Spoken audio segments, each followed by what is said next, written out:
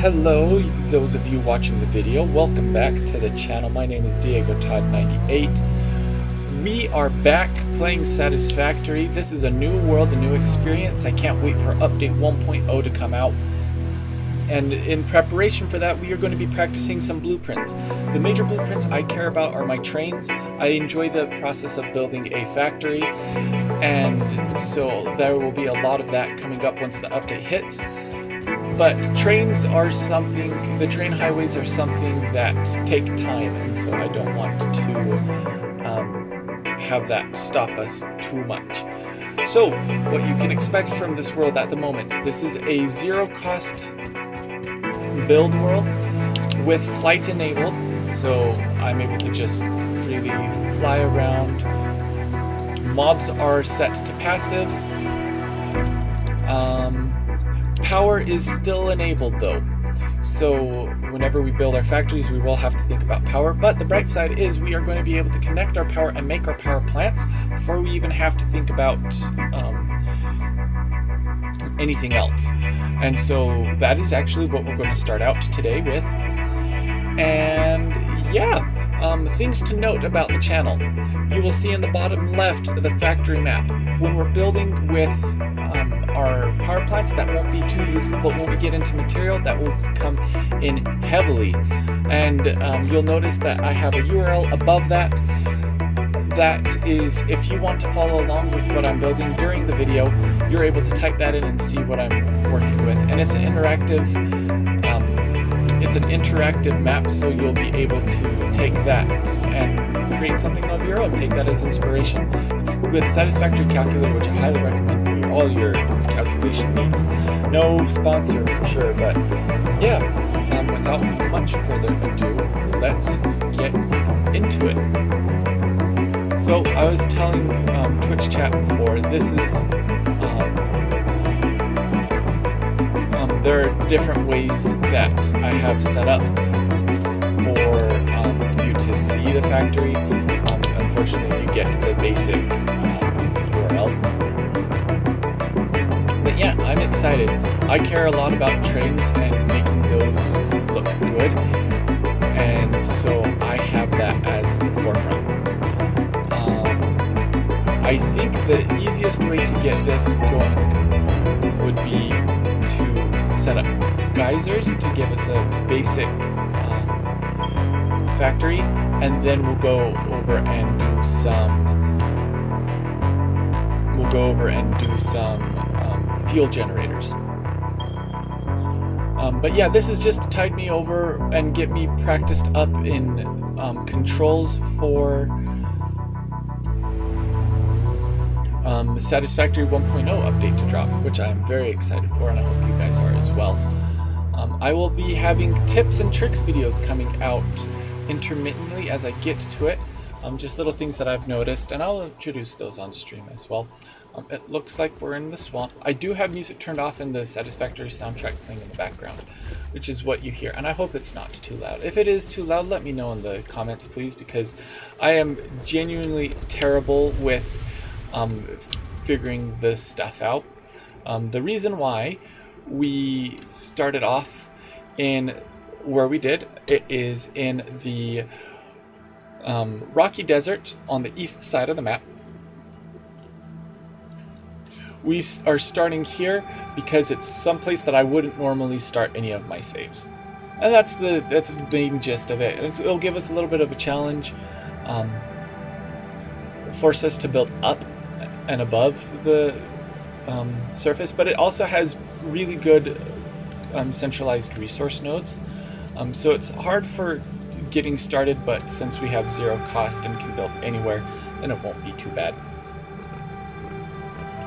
And so we need to get our power generating stuff started, so let's start with this, and we will get it going.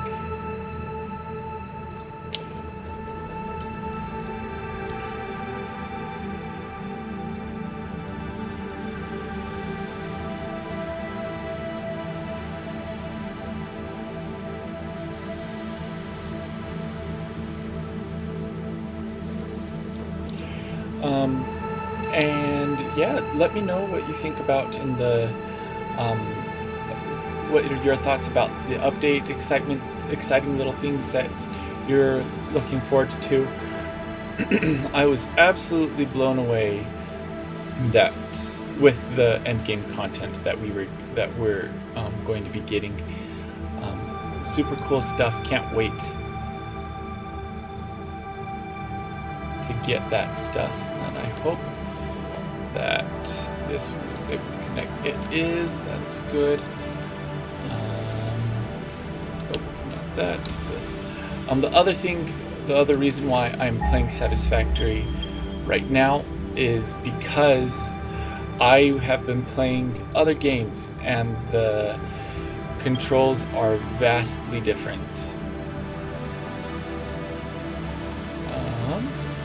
We need a more centralized thing.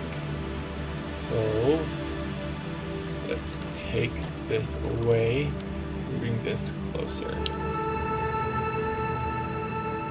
This is my first time playing on fly mode and no cost, and so it's a brand new experience for me, so it won't be the best. So if you find things to complain about, go for it.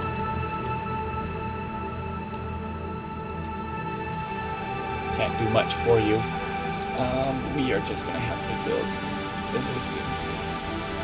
It's also been a long time since I last streamed, so I'm also going to be getting back into that. And then we do this.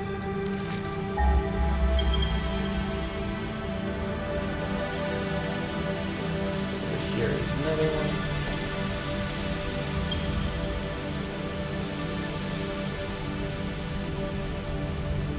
Cool. Let's take a look at how much we're generating. 787 is pretty good. That should give us enough now to get going on our very first factory. We do have this available to us. So let's get going on it.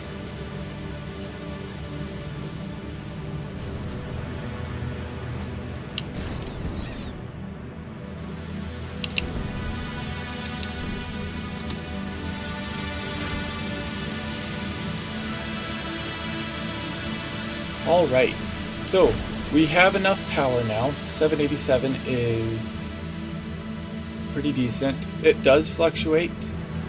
It looks like 787 is going to be our average. It could drop as low as 763, but that will be good enough for a while.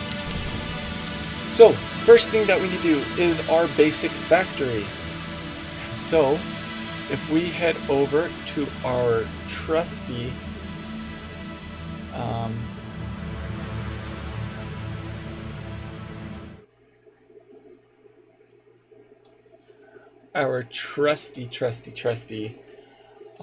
Satisfactory calculator. We can move this. What we will be working on first is our iron plates, and we are going to be trying to overclock these to like oblivion. Just give us as much of our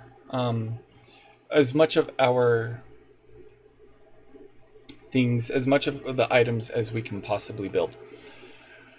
So what we'll do first, we'll add our item. We are looking to be making iron plates. We're going to be looking to make iron rods. And as for a basic factory, I think we'll call that there. We'll put both of those in the same place. We'll add on more as we need to, but that will be a separate thing. Oh, I guess we should also make our first screws, right? And now with this, we have every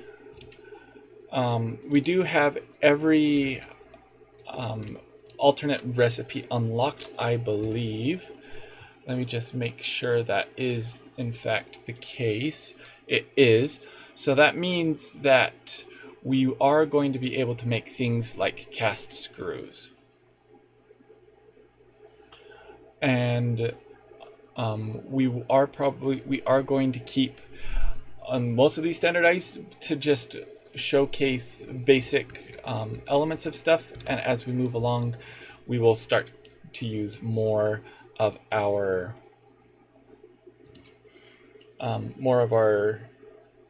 alternate recipes. So let's head back into the game. We need to find an iron node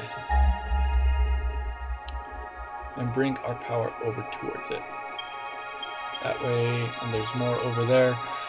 Okay, we are going to head. We're going to head to the pure and impure, just with all the excess items in that. So we are headed basically north. Away, my power line. You can see some copper nodes around us, and for that reason, let's build out right here. Just keep it away a little bit better.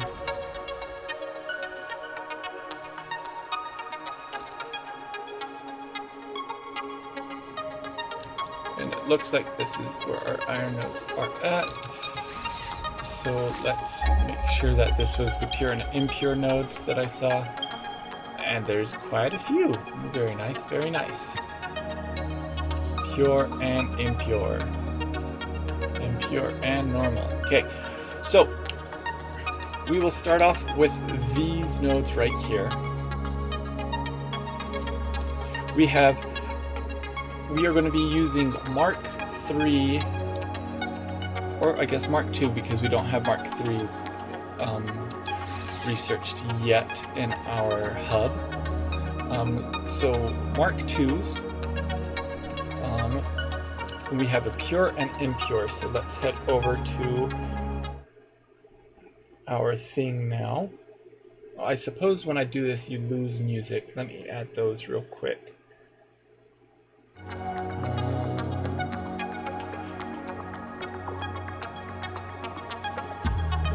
This.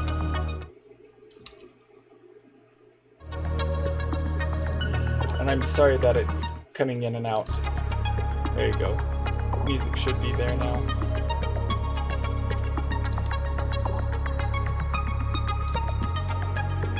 Okay, all of that should be in there now. Just make sure. And I'm flashing back and forth, and I sincerely apologize.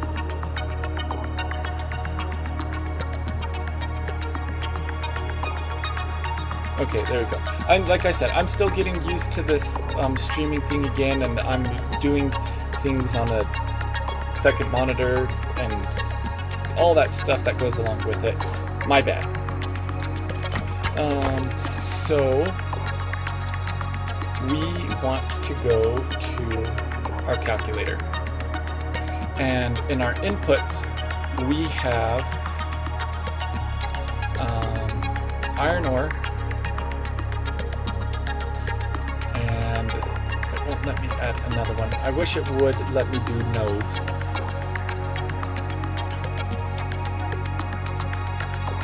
On our options, we need to do alternate recipes and select all.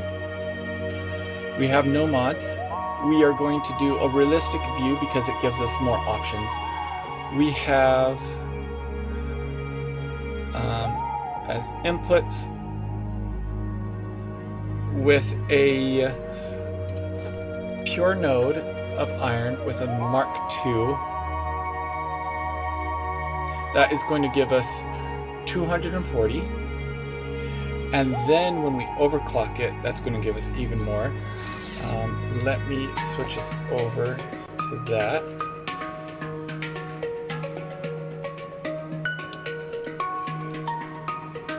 Okay, so let's remove this. Okay, so we are going to have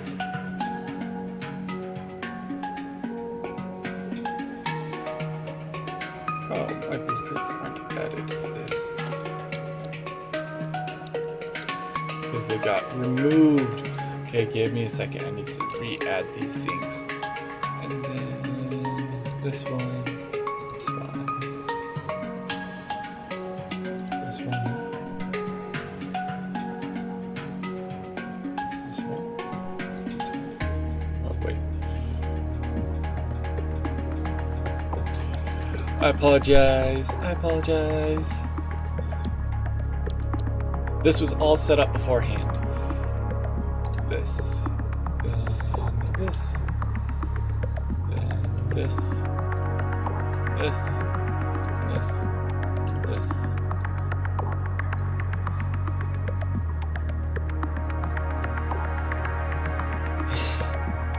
This, and this, and this.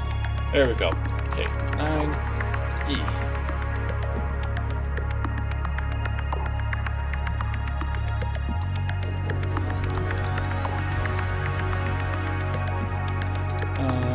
To quickly, we need to quickly head back. I do want to unlock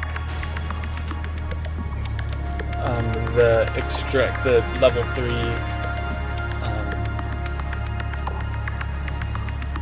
I want to unlock the level 3 extractor. I suppose it's faster to not take those. I want to unlock the level 3 extractors, miners, because otherwise it won't be truly completely optimized. Miners, select milestone, do it. No cost. Beauties of no cost. Milestone reached. Turbo motors can now be constructed in order to build the latest Fix-It improved factory buildings. So I didn't look too much into what all that unlocked because it won't concern me other than the Mark III miner. So we can get rid of this now. Overclock this. I have to give myself these. Power shards. So, fun fact, when you go into this and you have advanced game settings open, you can go to gameplay and give items. So, we are going to look up power shards and you say, give me stacks, and then I can ask for, give me 4 stacks. Give item. And then when you resume the game, I now have 4 stacks of power shards. Cool stuff, right? So that's 300 parts a minute. Oh, I suppose we don't...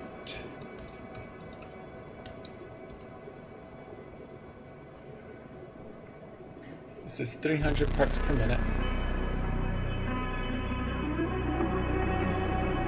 Oh, this is on an impure. I was wondering. Here's the pure node. We aren't going to be able to completely overclock this.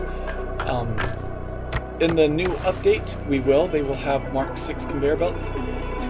Here, we do not have Mark 6 conveyor belts, which is sadness. But we have hopes for the future.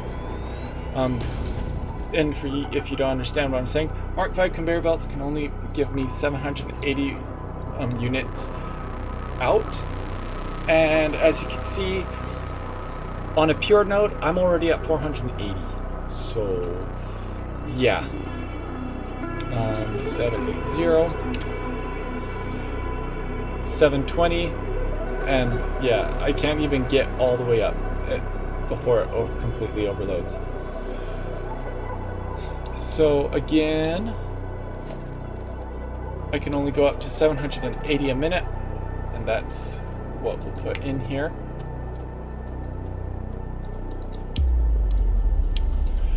All right, so now we need to build out our factory. We have that we are producing a total of 780 plus 300. So that is 1080 into our That is a total of 780 into our factory here. So, outputs. And we're going to be making these cast screws, these iron ingots, with these plates. And I'm not quite sure why it's saying that I need all these things if I've already told it what I'm making for this. So that is weird. That is doing it that way.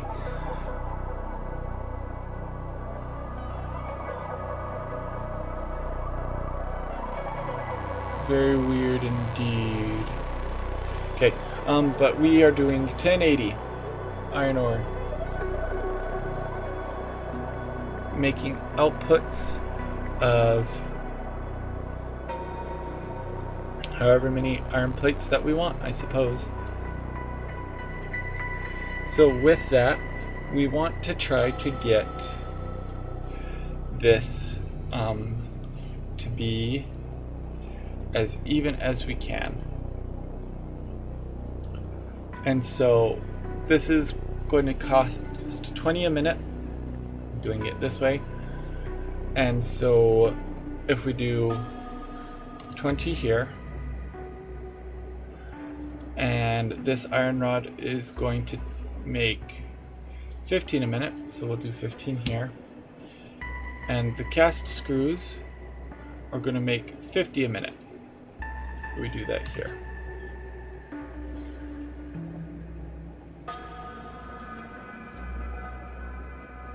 Milestone exchange concluded. Fix-it freighter re-entry complete. Maybe we just need to get this cycled again, or maybe not. Okay, you got to go into this and find the plates. Take this off. Take this off. And then you need to go into rods.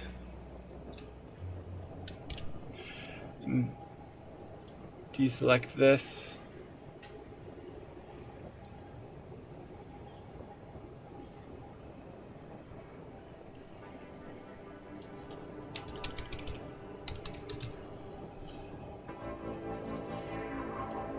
Deselect that. And then iron ingot. That's where it came in from. So let's bring these back.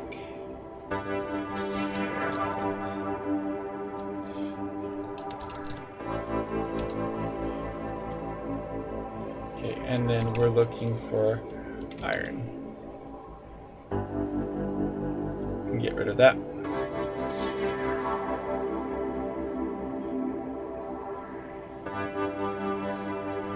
And we also need to get rid of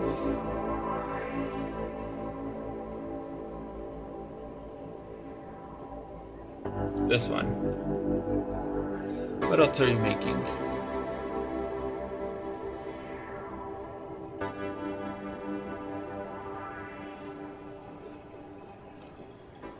Okay. And now we go into outputs again. And we want to use regular iron plates and regular iron rods.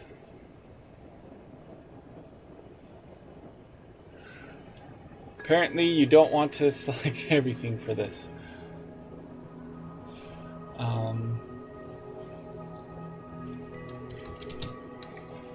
Iron plate, iron plate.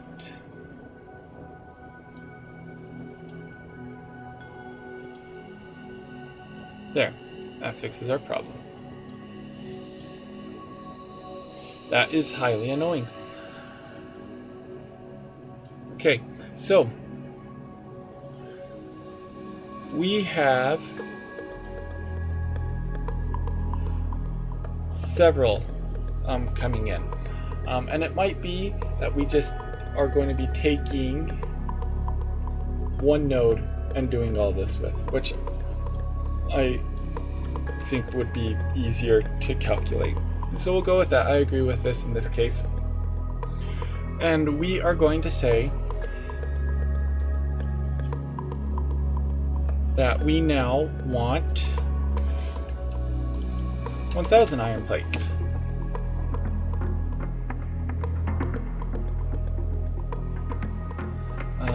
And at this point, we have done it, so now we need to go back down to basic. Okay, 1,000 iron plates is slightly too much.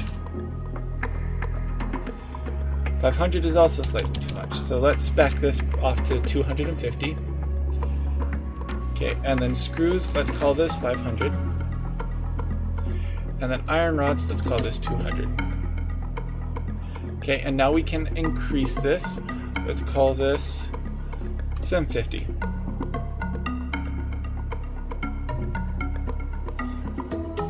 Because our cast screw recipe takes 5 iron ingots, 12.5 per minute.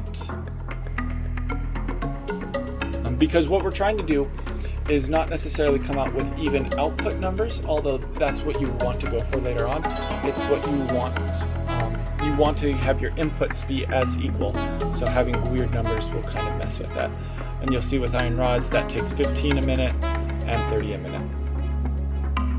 And so I suppose with our iron plates we also need to do a multiple of 30, in this case 240.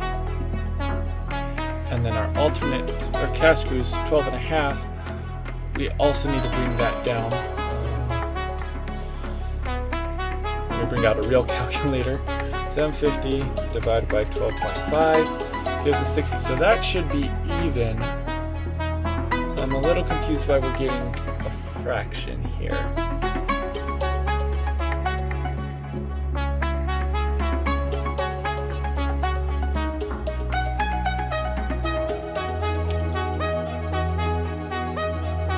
It says this is even now.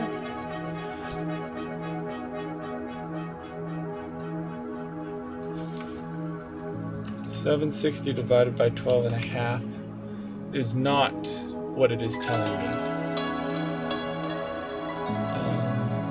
We are also going to tell this in realistic that we have maximum belt, that we have 1,000 power shards available, and allow buildings overclocking.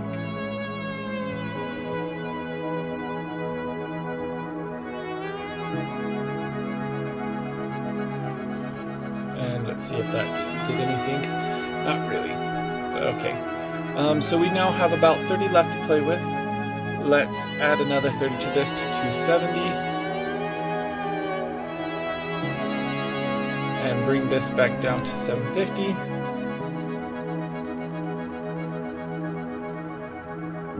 So we're asking for 5 too many for the calculator, apparently.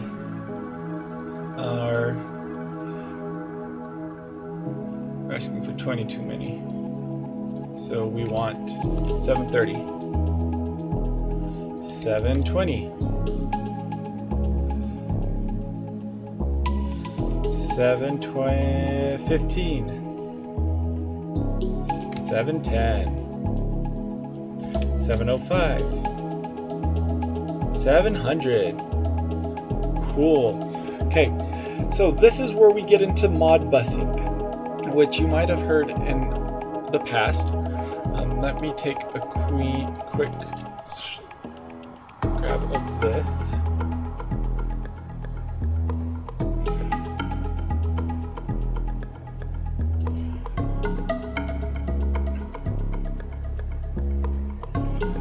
And then let me bring it over.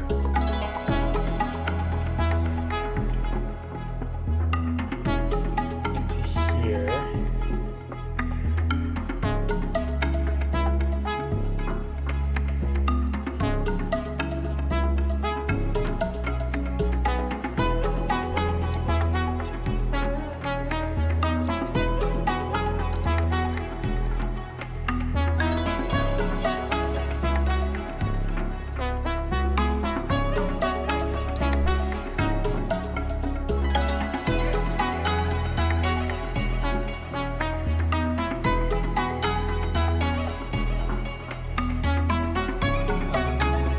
Save this.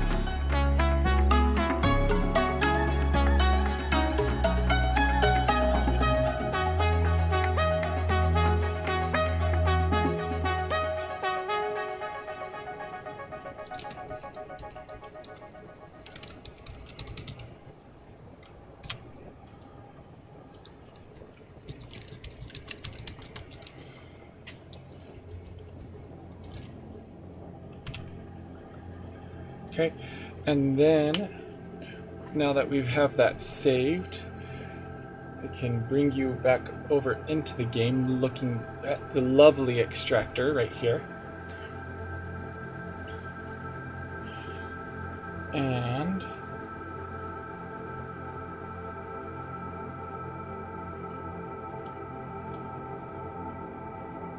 I suppose not yet. Let's change this.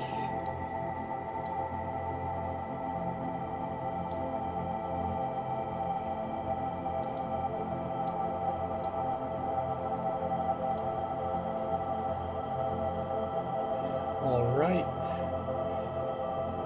And we also need to update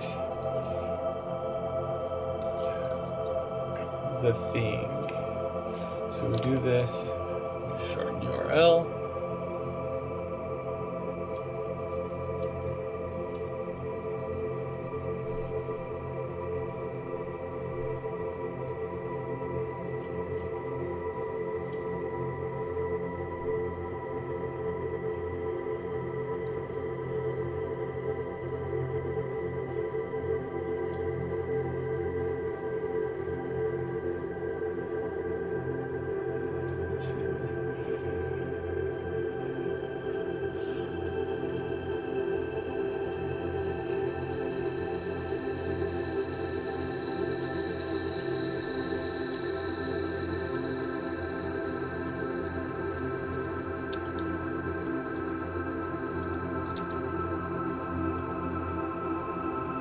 Okay, got it now.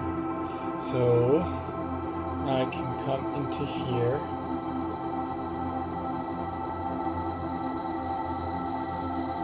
We've updated the map.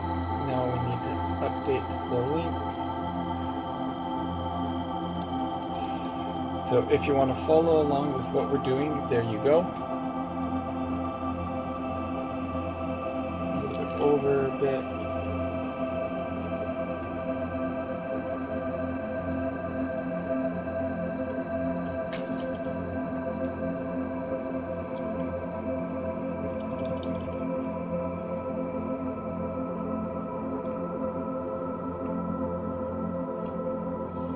Okay, there we go. And then let me update our command.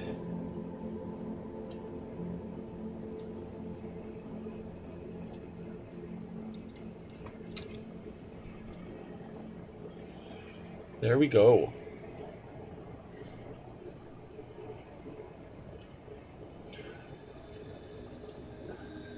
All right. So now we can get back into the game, and we have the plan that we want to do.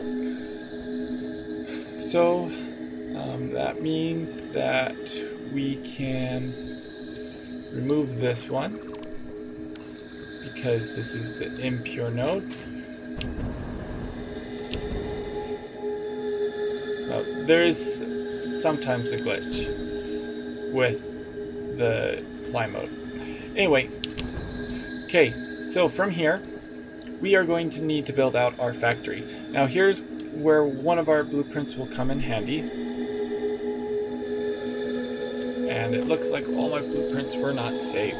So I have a series of 4x4 constructors, or foundations, that are very useful for when it comes to having to build over wide amounts.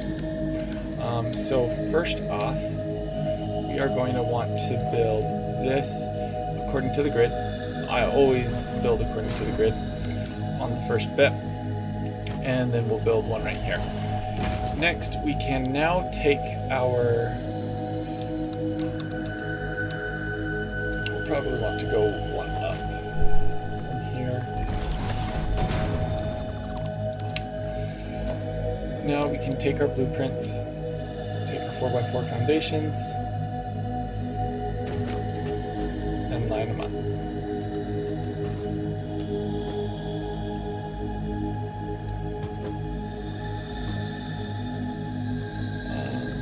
This work better? There we go, that'll work better.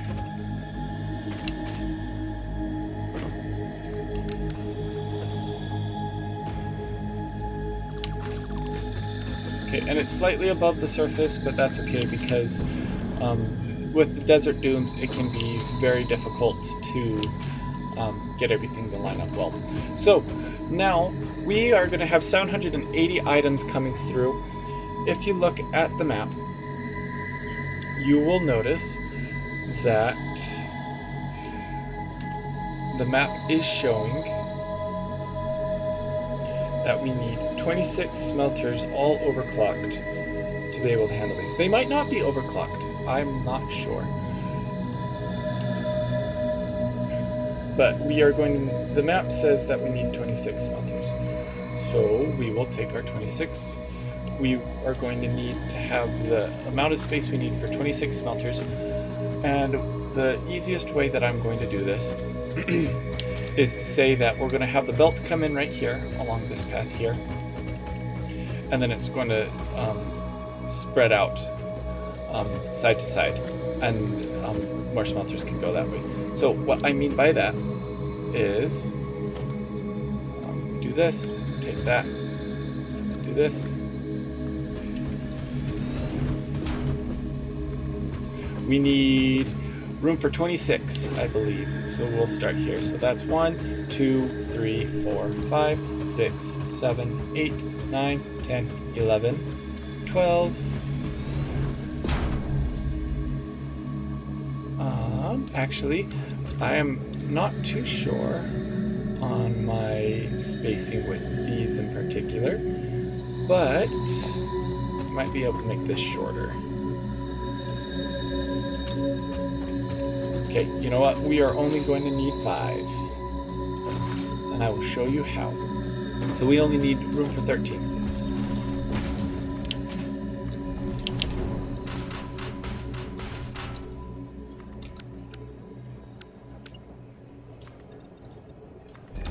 Okay, let's see how much we have now. So we're going to leave a space right here, and then we're going to take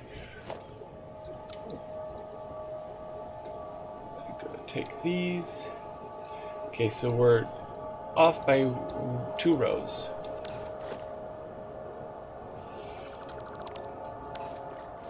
So there should now be 14 of these in here. Yep. Okay, so what we're going to do is split these up into 2. So we're going to have number 7 daisy chain right here. And that's going to go right here. We're actually going to put down a splitter first to see where this comes in.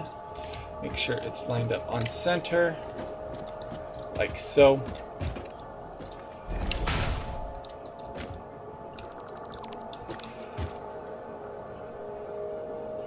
And I suppose we don't even need 13.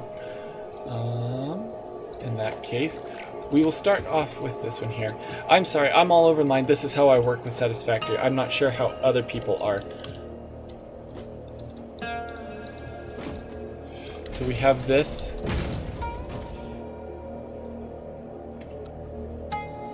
And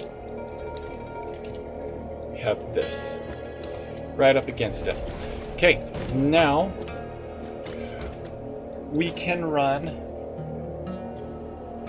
No, this is wrong. There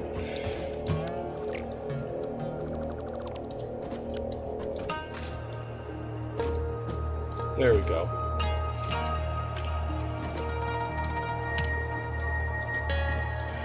There we go. Okay, so we need 26, right? So that means we need 13 across. And I suppose... Let me start again. You know what it is, y'all? I blame the nervousness about streaming for the first time again. That's what it's coming down to. Yep, that's totally what it is. Not my own incompetency. Don't believe it. Okay, so we do this. Put that right here. Like so. Then we can bring in our blueprint for smelters. And it needs to back off by 1. And right there is good. Now, we can make this easy on us.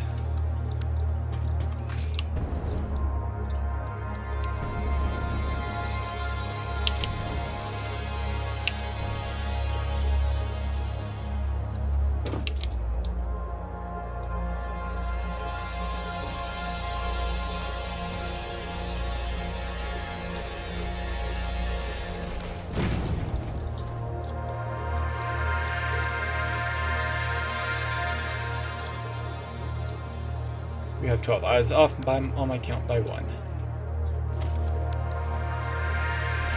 Okay, and there's 13. And we do the same thing on the other side.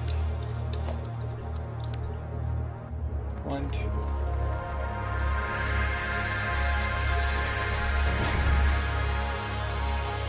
2. Now we take these and put these in the middle like so.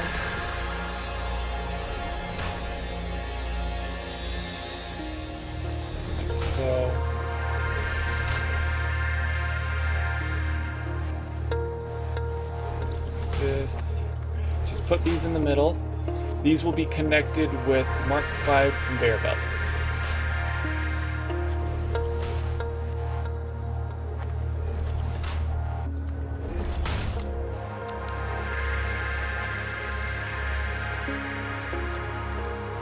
Unless I screw it up.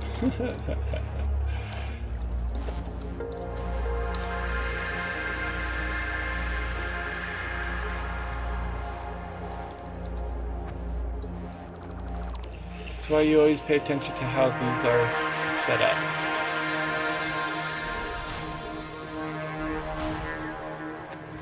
Like this, this, this. So I've mentioned that one of the goals of this save is to practice our train blueprints in particular. We won't be able to get into those until a little bit later when we need this massive horde of items that we're about to take and send them on to someplace else. Iron plates are very much used in later items. And so we will be getting to that in a little bit. But for now, we can generally take our items and bring them over to a factory right next to us. So we are now going to combine everything.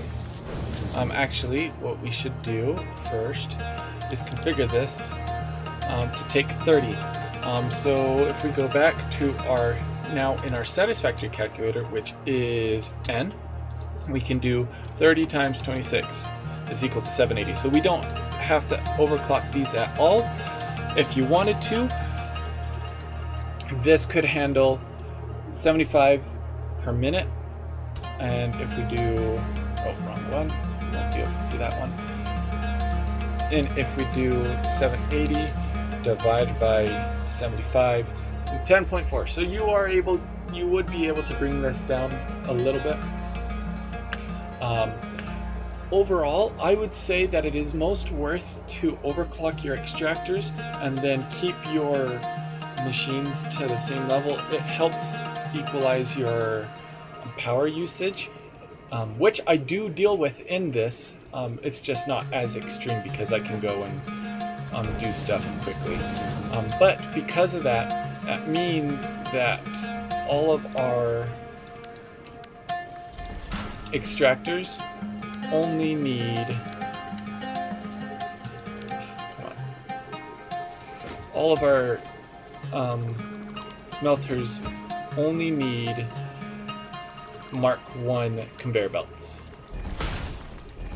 So we'll hook all of these up with Mark 1s, and then we'll mark up our splitters with Mark 5s, just to keep everything flowing well.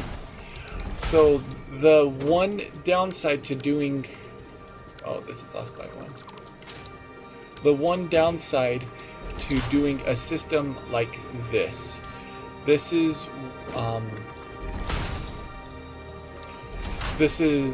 not an equalized conveyor system, which means that our smelters at the far end behind me will be filled up last. And what will happen is these smelters at the beginning are going to get up to 100 immediately, or get up to however much, I think it's 100. It'll get their max stack rather quickly, but we won't get as much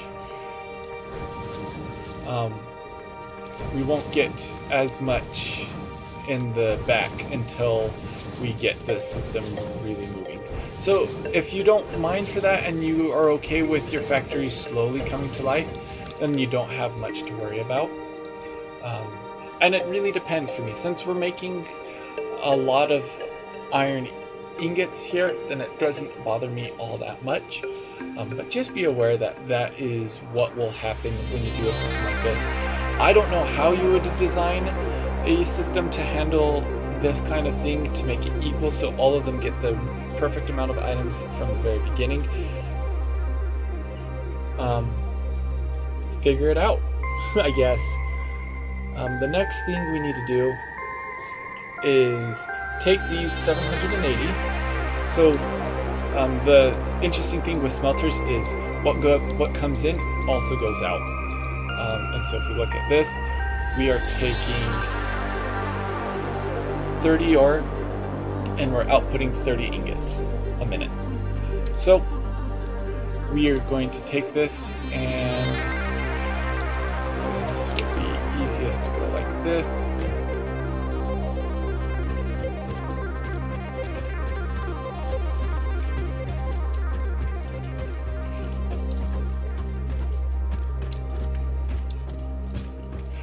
So if you didn't know, you can go into these and you see these copy and paste settings. You can click these buttons, but just like in a regular Windows system, you can just do Control-C, Control-V, and it will do the same thing for you. Your fingers might be killing afterwards, but it's much faster than going in with whatever interact key that you have and then clicking paste in it. So whatever works for you though. Okay, now we are also going to be taking these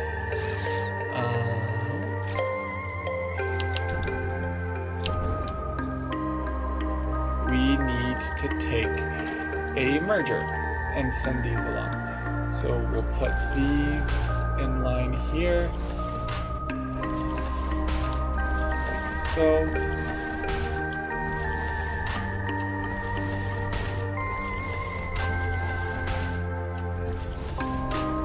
now, this doesn't help you much at the beginning of the game, what I'm doing here, because you don't have to deal with such high numbers. You generally are going to be sticking to only a couple of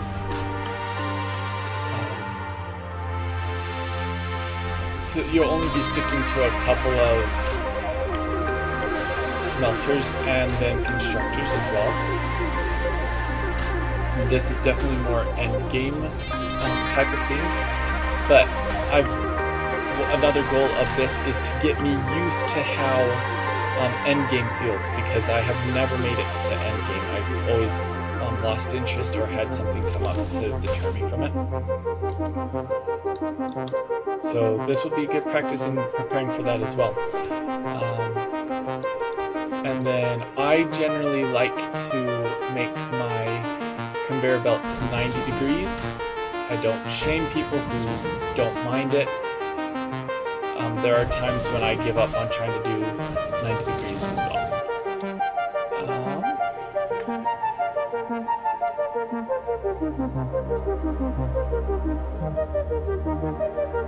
Let me send a quick message.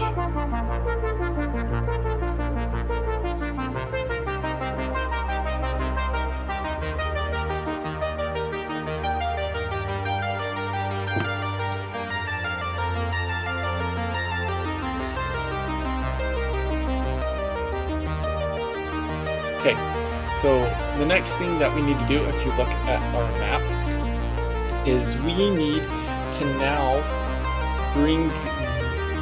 split up what we have into 270, 200, and 700 units, which is a daunting task. I will admit that, but there is an easy way to do this. So right now we're outputting 780, right? Well, we can use our conveyor belts to our advantage in this case. So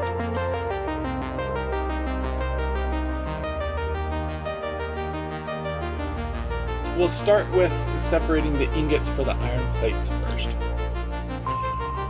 If you look at our conveyor belts, you'll see that we can move 160, 120, 270, 480, 780. Well, it just so happens that we want 270 items per minute moving into our iron plate factory, right?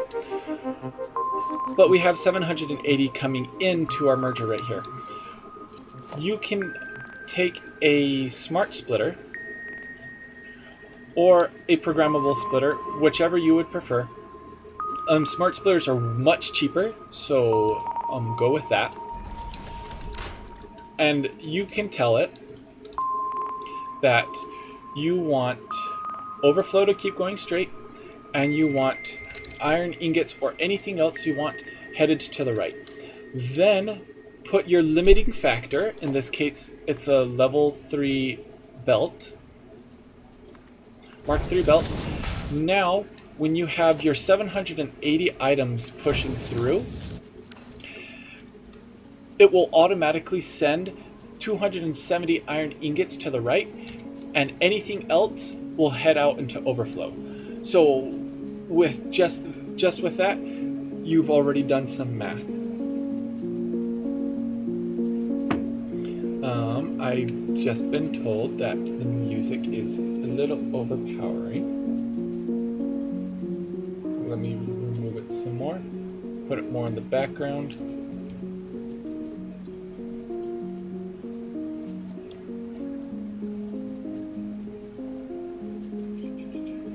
Okay, there we go. And so this is an easy way to do math, where you have impossible numbers. Like in this case, we're trying to get rid of 270. And how do you do that? You could do a bunch of different ways, but this is the easiest, is to just have a limiting factor move out that way. Now we have our problem of having... Oh, sorry. Completely read this wrong. That is how you want to do it, but I looked at the numbers again and realized that they don't plate as nicely. In this case, we want our iron plates to have 405 units, our iron rods 200 units, and our screws 175 units. So this is a good tip, but it is not one that we are going to be using. So for our smart splitter, we now need something that will do 200 for us instead. So let's take a look at this. We want 200. So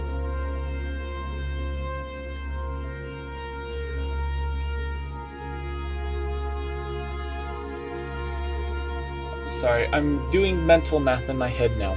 So I want to use the same thing that we did before, so we might end up using our 270 again. We want 405.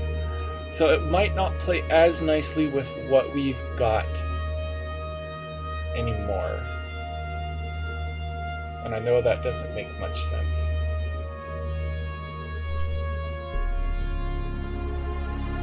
And a lot of times in these cases, you can mess with the numbers a little bit to make them play more nicely. And let me see if I can do that. I might be able to.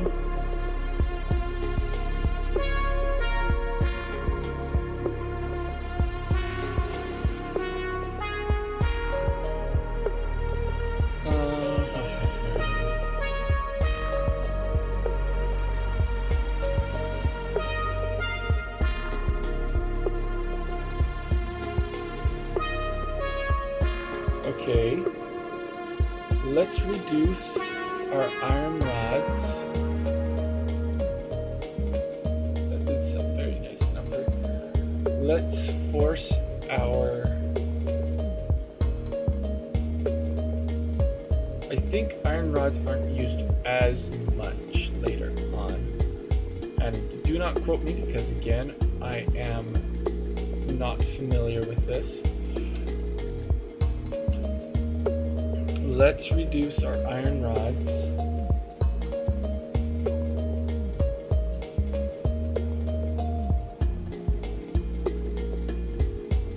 Iron plates, 270. We need to go in terms of 30. So let's increase our iron plates to 300.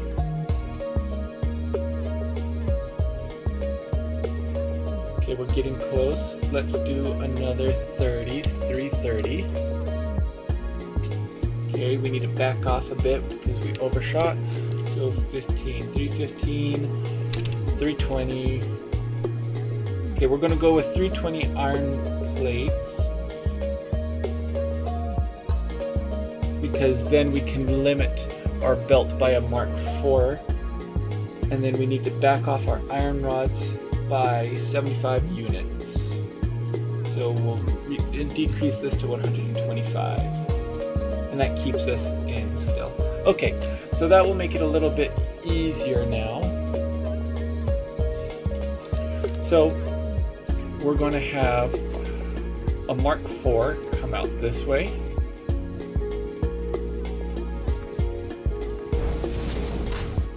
And then that leaves us with 300 left. And we need to mix this.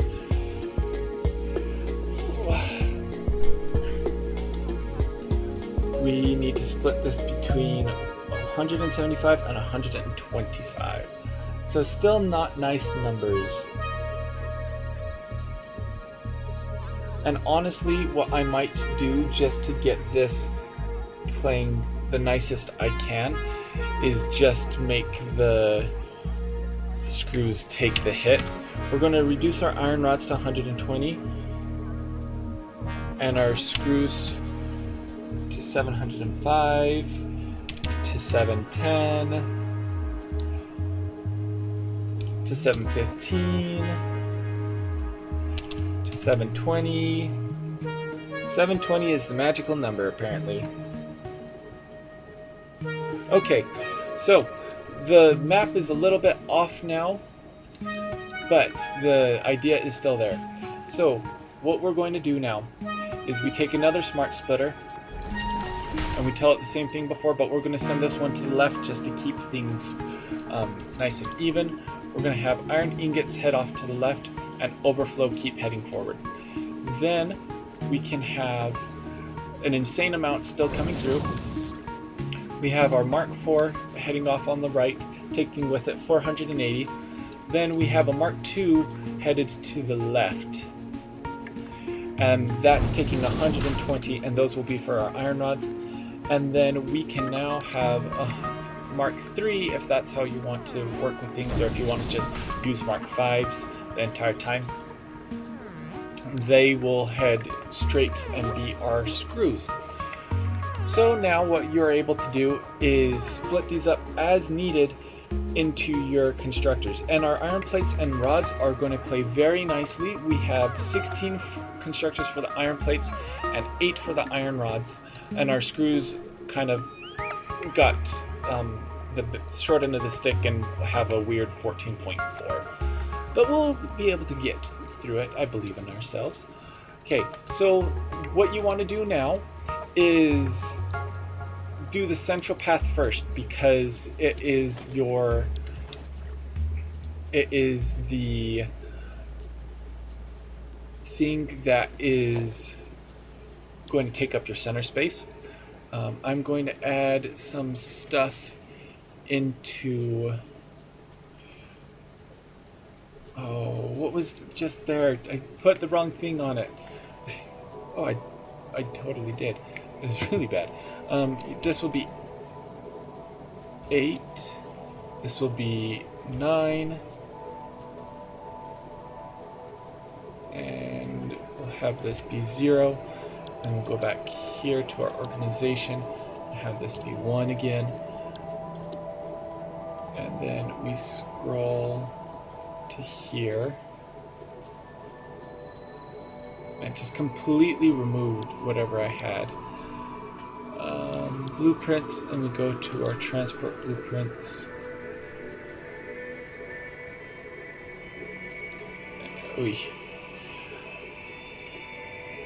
We'll have this be 9 and this be 0.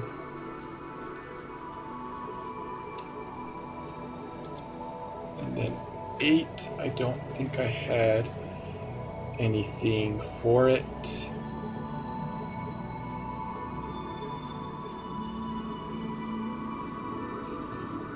Let me just check my photos for this.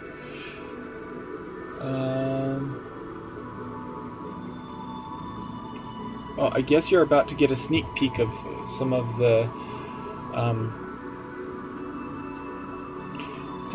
train stuff that's going to be coming up. We're going to have Double Stack Highway V1, then we have Ramp Up. Okay, why didn't that work the first time? And then we are going to have right turn B3, left turn B4, and then we'll actually change this. We'll do this, and then we will have this, and then this, and then this, and this. Weird. Weird stuff happening with these things.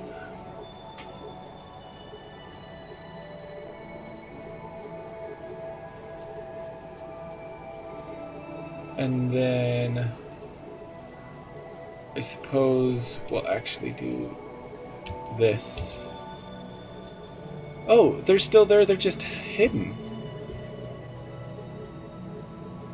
Oh.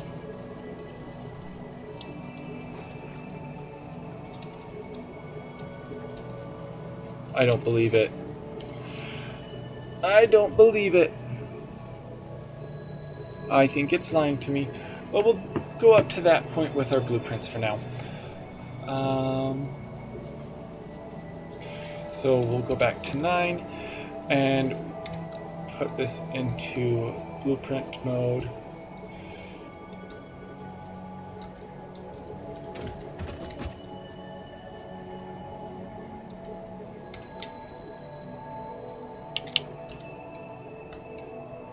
Or I guess in this case default, because I had to edit some stuff.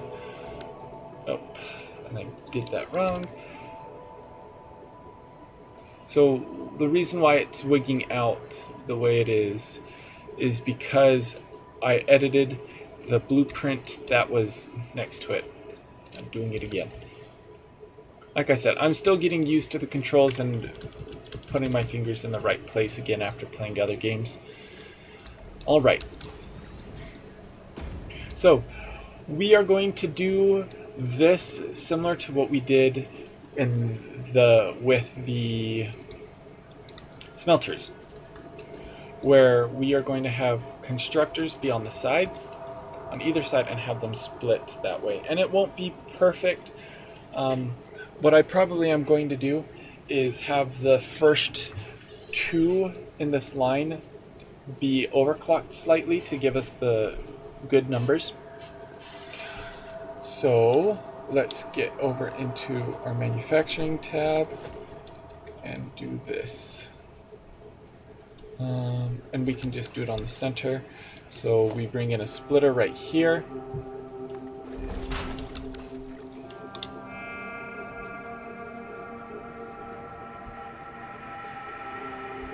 And the manufacturing tab is right here too. Okay, and then we have the constructor go right here.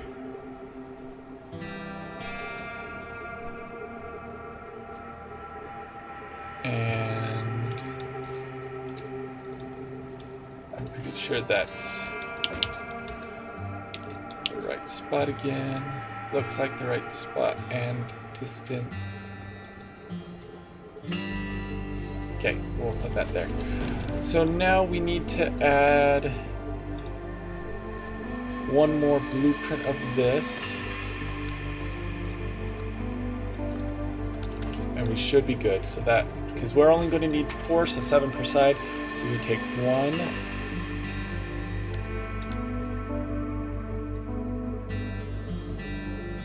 2, 3, 4, 5, 6, 7.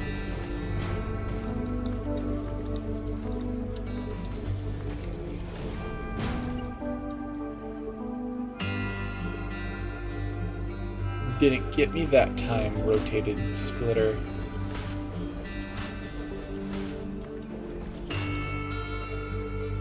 Okay, and let's go and select the recipe that we're going to use. This is going to be alternate cast screw. So we're going to be taking 12.5 per minute and spitting out 50 per minute.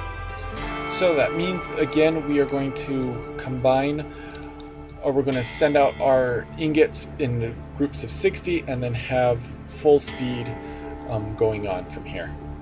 Although we can reduce this. We have a Mark III? Yeah, we're going to be using a Mark III all the way down. So let's remove this now. Back up 1.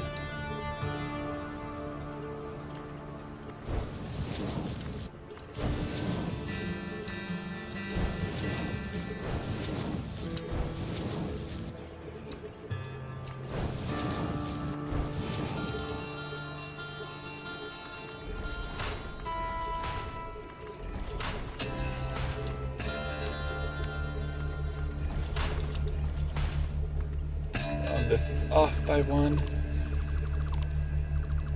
This is why you attach things first and then combine the splitters together. This is off as well.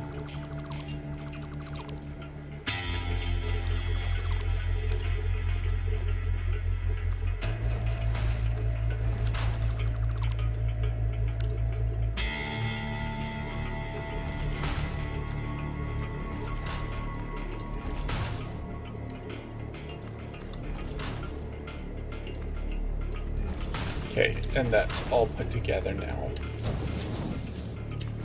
Good. All right.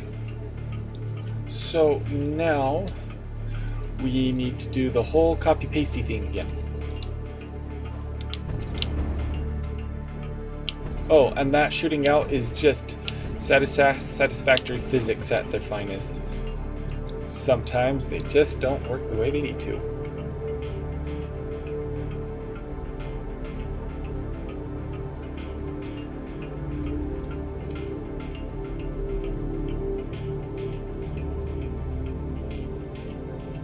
Sorry, taking a text.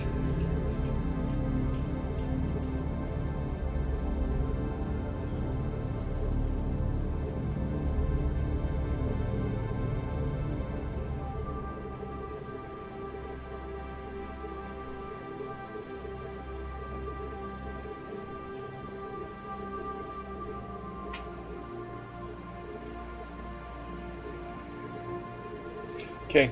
I do have a friend about to join me right now, so you are going to look at this beautiful skyscraper. Yeah, just like that. While I get this set up. So anyway, yeah, we need to copy and paste all this stuff over. Like so, and I disabled my sprint because I'm a noob.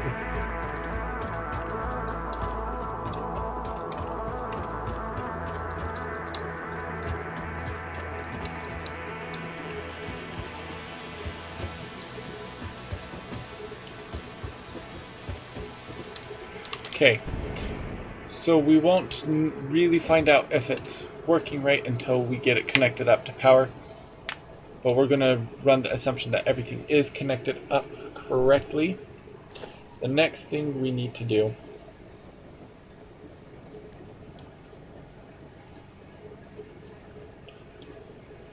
is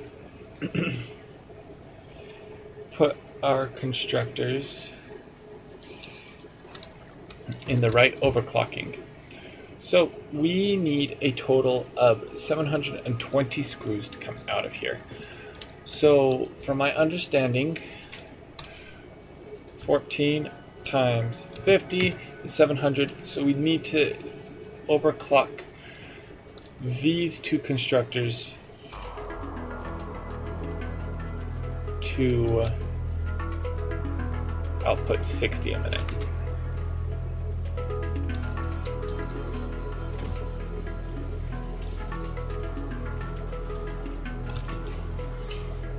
Okay, like so, and that should be everything taken care of. We then need to, I realize, we need to put these connected.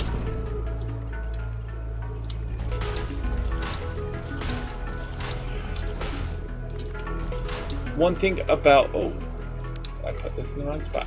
One thing about putting the mergers so close together, or so close to their to the outputs of other machines, is that you don't have to do any other clicking. You can just spam double click, which is really nice.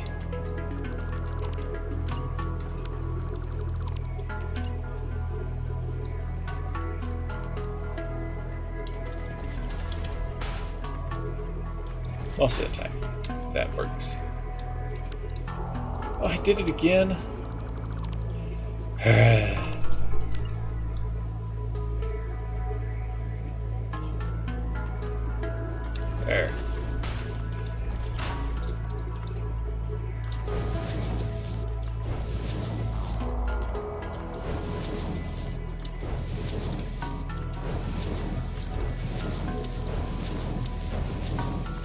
Okay, there, that's taken care of, and then do it on this one as well.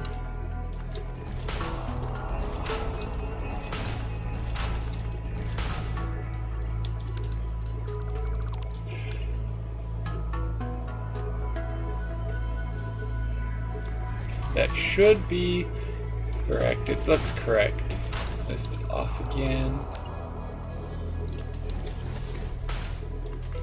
So yeah, sorry that he couldn't join. Trying to figure out how to connect Satisfactory in different ways is a chore. And I could run everything from my computer, but I'd have to lower the quality down, and builds are going to get big. And so if I can figure out how to do this on a dedicated server the way that I have it set up, it would be much appreciated on my end. It'd simplify a lot of things for me. So we'll get it set up. Hopefully he can join at a later date.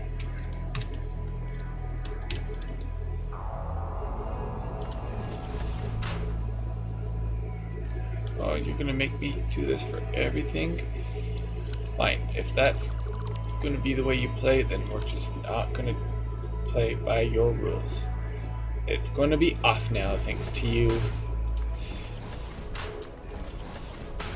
So I wanted to have it lined up to being about the same as we had it before, where I can just double click, but it won't work out like that because of the size of the constructors. So it's going to be slightly intersecting with the wall section.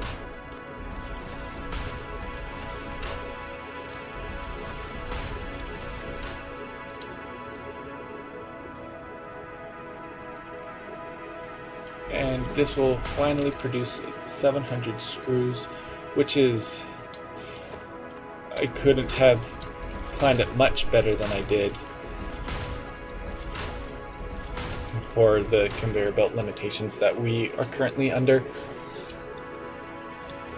So that's rather cool. So, a brief Satisfactory history for you, in my case, is my very first save was in the Green Acres, or whatever you call it, the Green Plains.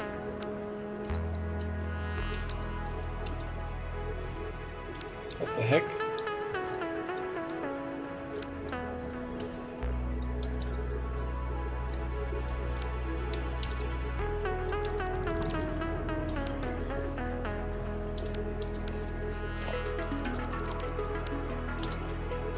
That was weird. Interesting little glitch. So I started in my journey in the Green Plains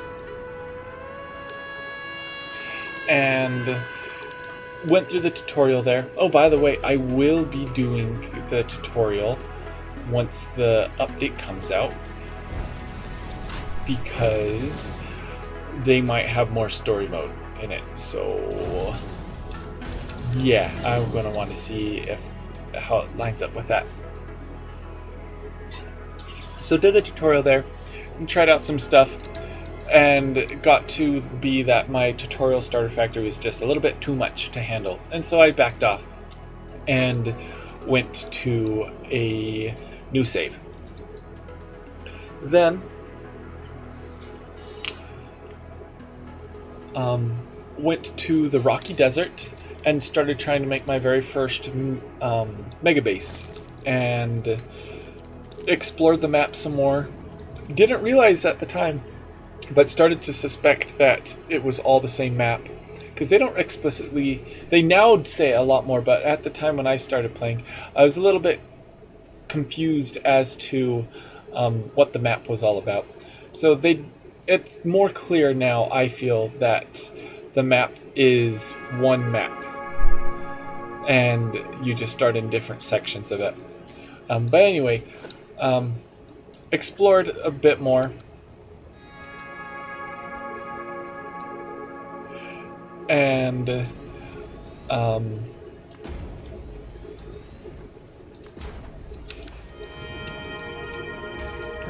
started to attempt to make a mega base and overclock and discovering new areas and items and whatnot. And then got tired of trying to make mega base work, because I was trying to keep it confined, and that's not how mega bases work. No sirree, you have to plan for them and potentially do them mid to late game. I haven't seen anyone say that they outright start a mega base from the beginning. I'd be interested to find people who do that. I think it'd be rather interesting to see. But anyway,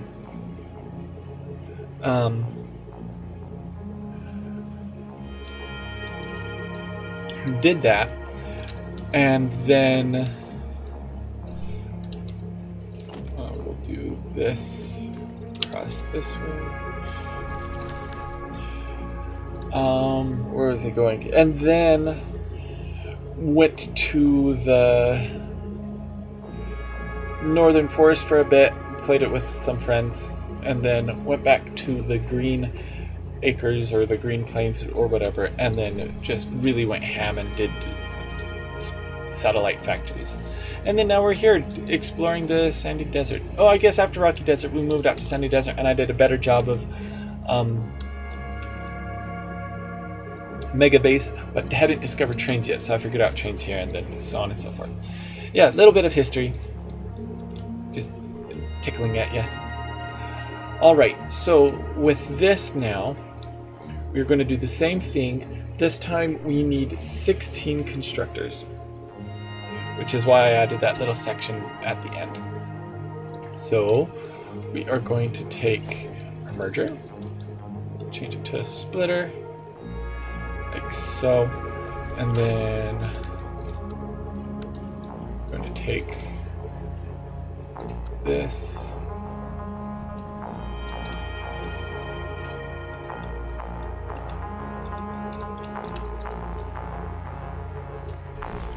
I think this lines up as 4. Yep. Okay. So we'll do that. And then do this. Okay, and now we need 8 total. So, oh, wrong thing.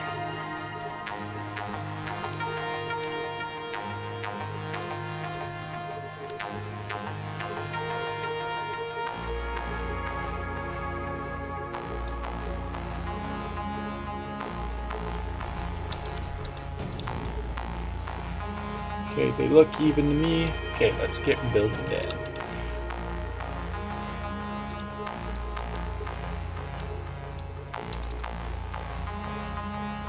Two, 3, 4, 5, 6, 7, 8.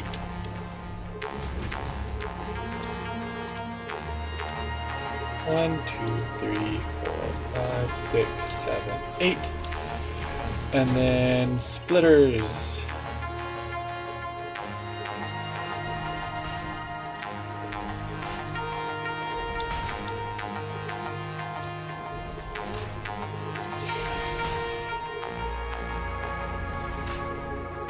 Okay, and then these are going for iron plates, which make 30 a minute.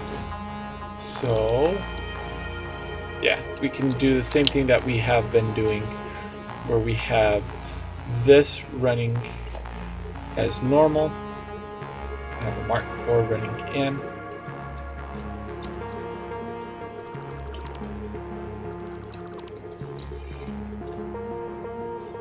And then we'll connect it that way. 1, 2.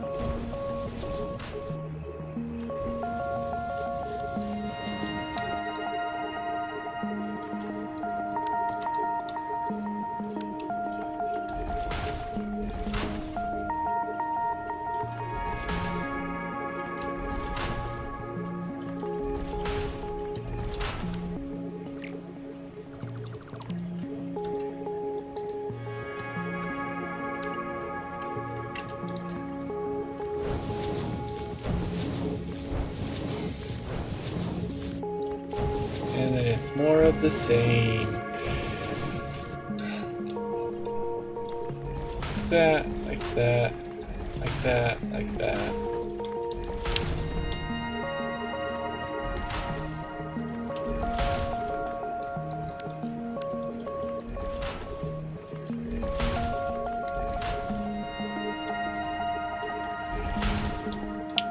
All right, that takes care of that.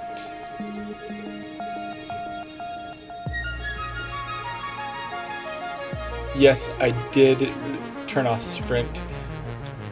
I probably will always turn off sprint for when I'm doing factory building from now on, just to reduce the sudden speed up as I start and stop.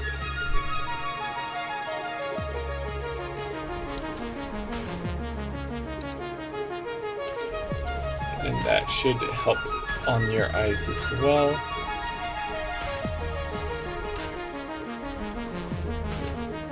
Okay, there we go.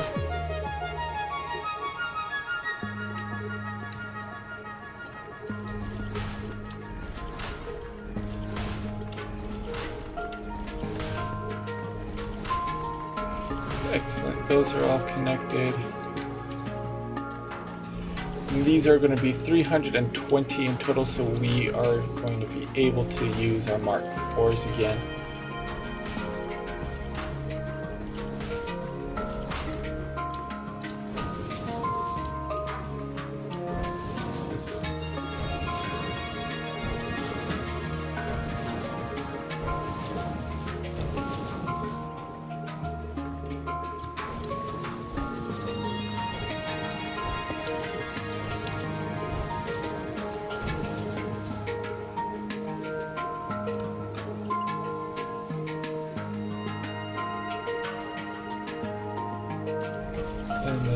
Mark 4.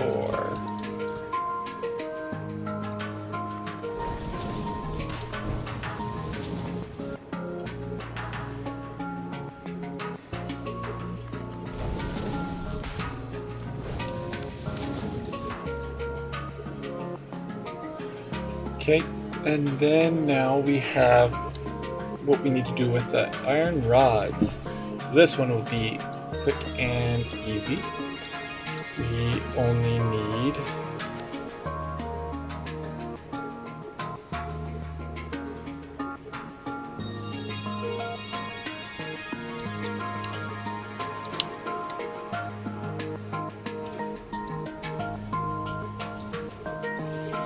four sets of constructors, which, to make it even with the other one, I'll probably just do a single line instead of trying to do a double.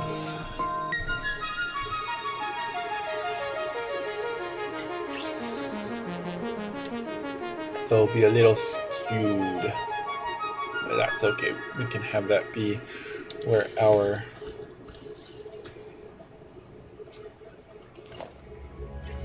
platforms are.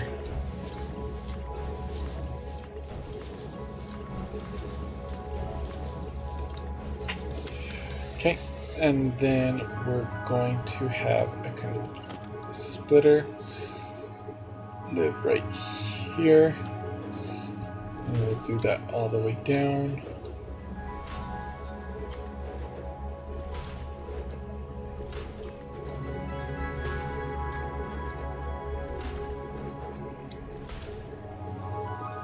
Like so. Right there.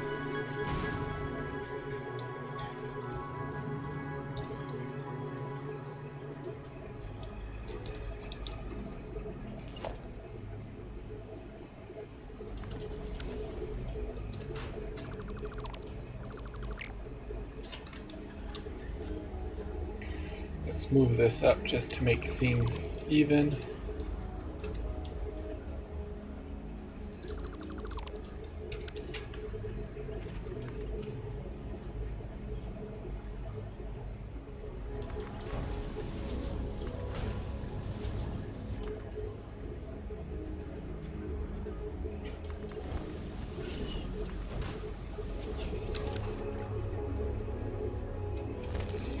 All right, and then we will include our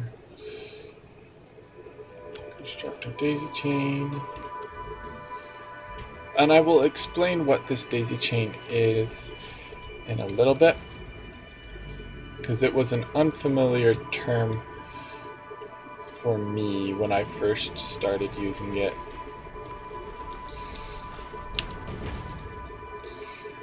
And the name doesn't necessarily tell you what it is about.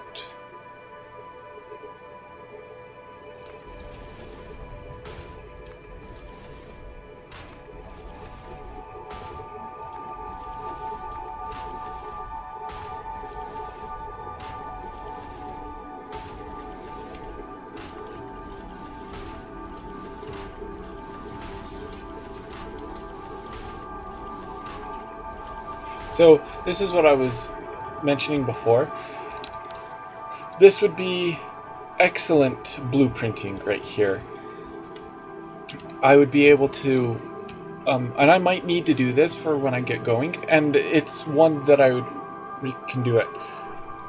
So Disco, this is a new save file with zero cost build and flying, where I progressed the tiers up to the final tier, so like the final stage. So the reason why the space elevator isn't constructed is because I haven't built it yet. This is just to help me get used to playing Satisfactory again after taking a break and then preparing for 1.0, and then just trying out some new stuff with blueprints and whatnot. And I'm sorry if I missed your chat from super long ago. I get really focused on this, and I haven't added, and I probably could right now. There's a setting that lets me know Let me know when I get chats. Give me a second.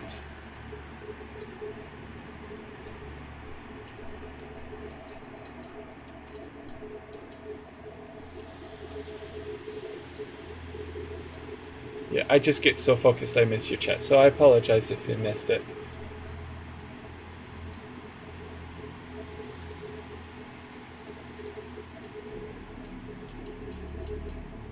I'm having problems.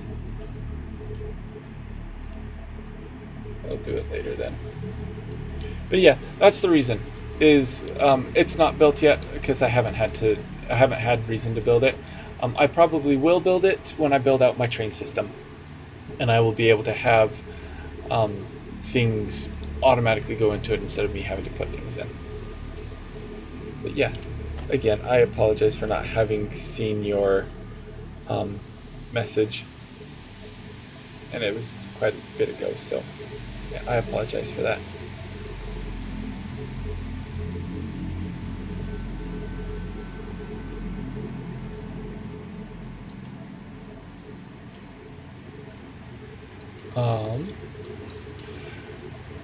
Lost my train of thought on this though.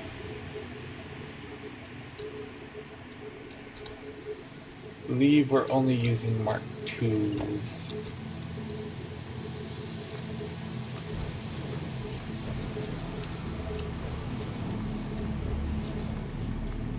I probably should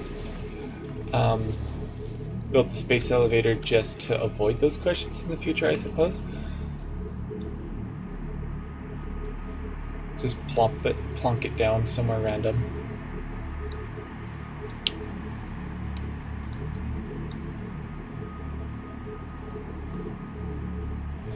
There's no real nodes around here, right? Yeah, this is a good spot for it. Space elevator incoming right there.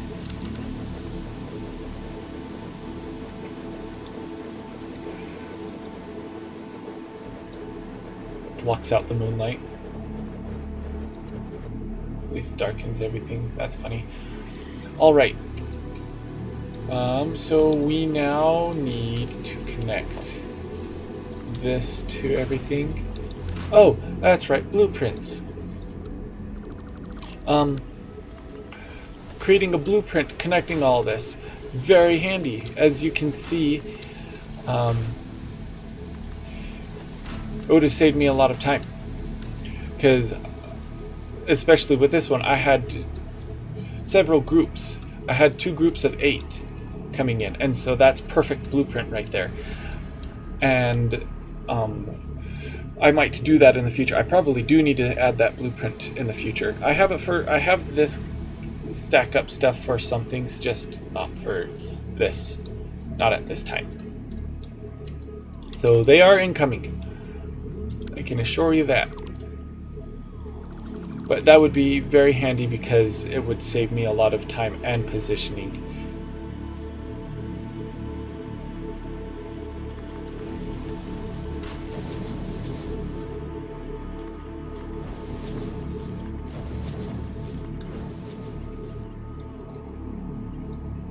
Sorry, that seemed like a longer distance.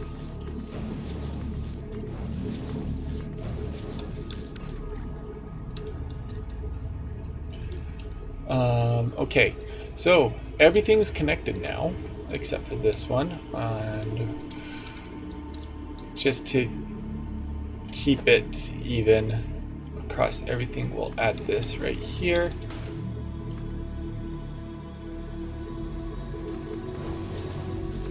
There we go. Okay, so now we need to add iron rods, and I believe we can just let them run at full speed. Go here and then here.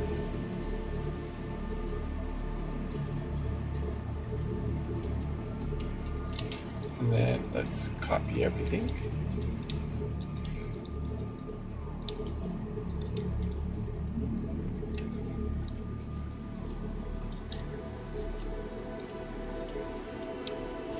All right. This is going to be hefty on the old power grid, so let's add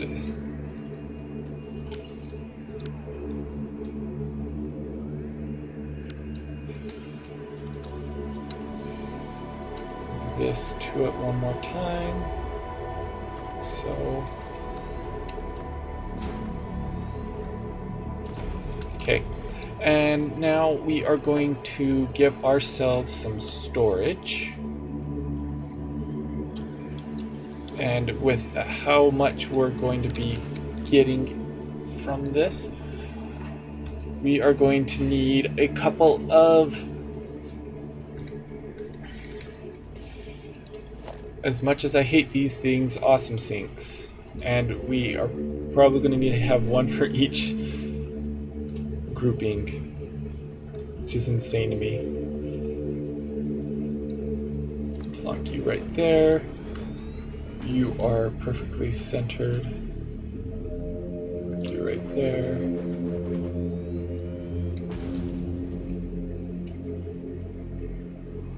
And this one has to be closer. Okay, and then we add a smart splitter. All of these.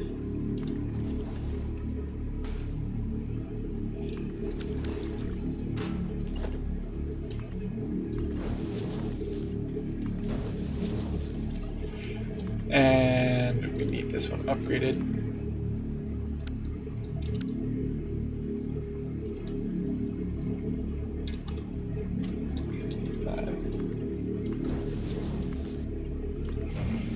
And then 2.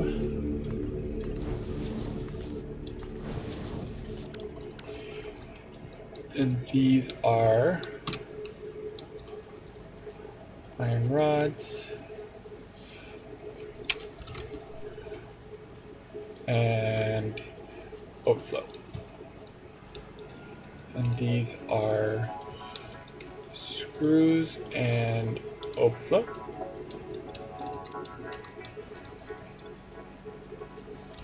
And these are plates and overflow. And then we will have some storage right here.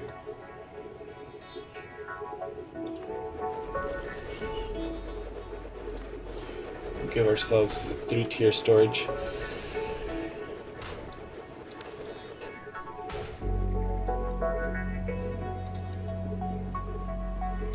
And I'm actually interested to see how this works. I've done this once before, but without thinking. I am interested to see, because we're only going to be giving out 4, so let's do 9. I'm interested to see how this works. So we have a 9. This goes here. This goes here. So my wondering is, if I do this, they should all perfectly cycle so that even if I take from here, it will still draw from the top, right? Like I said, I've never thought about it before, so we will see if that's how it works out. But there's going to be so many items passing through here. Having a large buffer system at the beginning will be useful. Why didn't you work?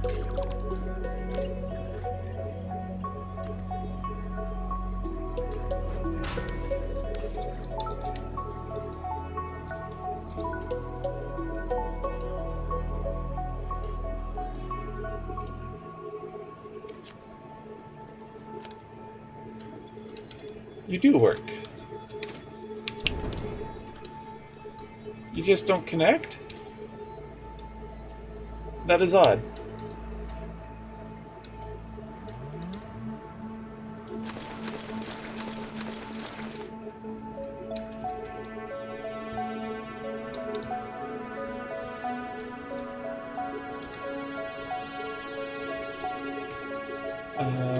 take this out.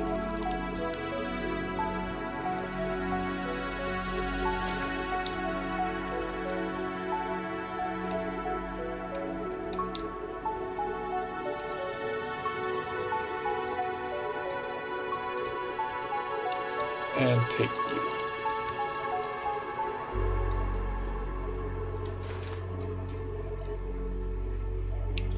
you.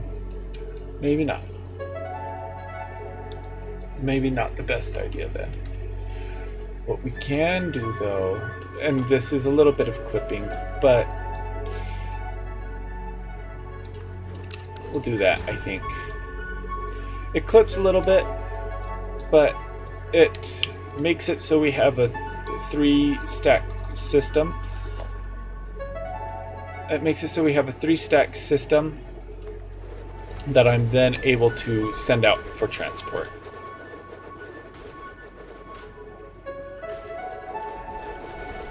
So we'll run with it. Okay, and then we need 5. So you go here.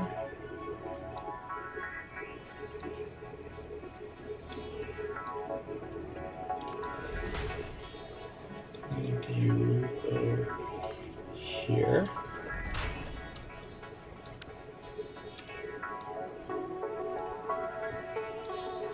Oh, no, this is completely wrong.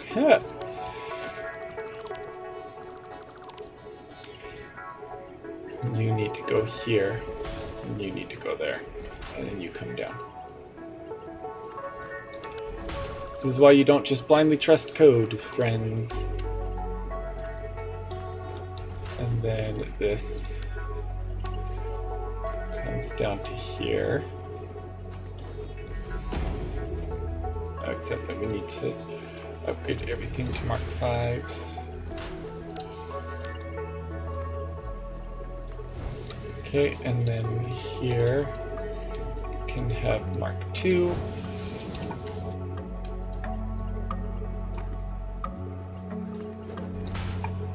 And then here, and then here.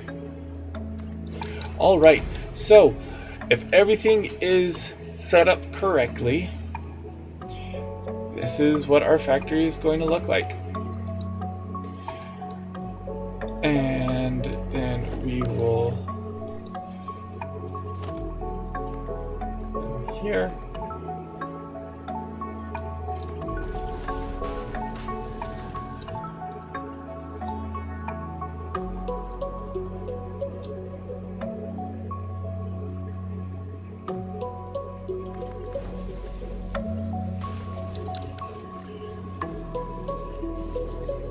Pretty cool factory. I dig it. I dig it, dig it, dig it. All right. So now we need to talk about what daisy chains are. So this is a blueprint that I made a while ago. It's inspired by a mod. This blueprint I have made for any of the basic constructors, which you can see in the bottom now. These are for smelters, refineries, packagers, manufacturers, foundries, constructors, assemblers, and anything else that I'll later come across that needs them. What these are, I have your basic machine, the constructor, the smelter, hooked up to an outlet. Oh, I know that. Yeah. It's weird.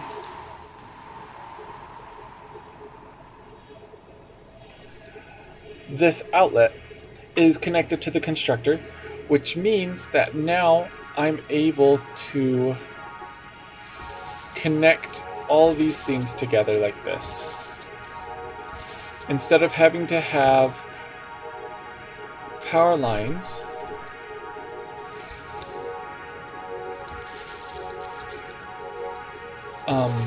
on my walls or have power poles in front of these things, I am now able to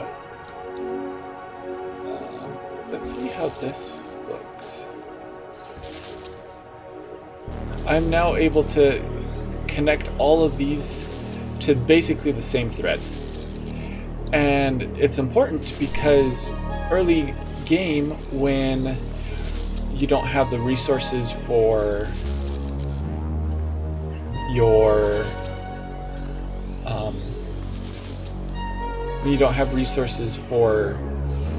basic, what are they called? Power switches. That's what they are. You can then just cut off a power line and it wipes everything.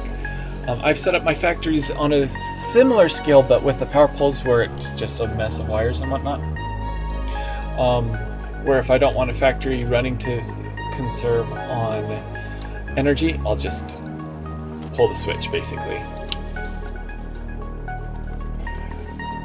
So it saves on space because now I'm able to perfectly line these up without having to figure out where to put these and making sure that I have them in the right location. And I could put them here and then nudge them so that they're coming up out of this. I could do that as well, but I've realized that building these things, which are called daisy chains, are able to do the job quite nicely. And there's a mod that will do this automatically for you. I'm unsure what the mod is called, but I have heard of it and I know it's out there. And so if you don't want to take the time to do a blueprint, definitely go use that mod. But I haven't attempted to set up mods yet, and if I am going to be running this on a dedicated server and I'm already having issues getting my friends to connect, I don't want to go through all that other stuff either. And so yeah,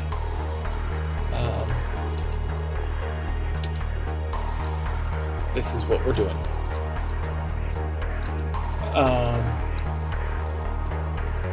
And then cool thing,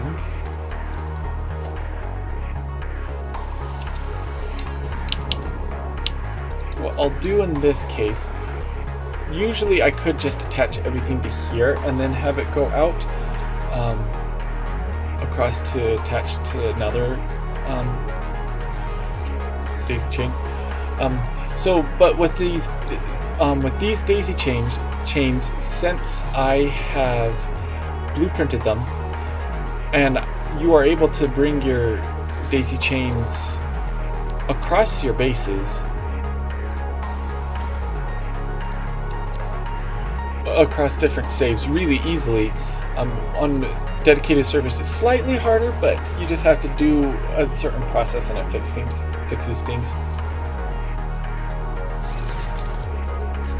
Oh, yeah.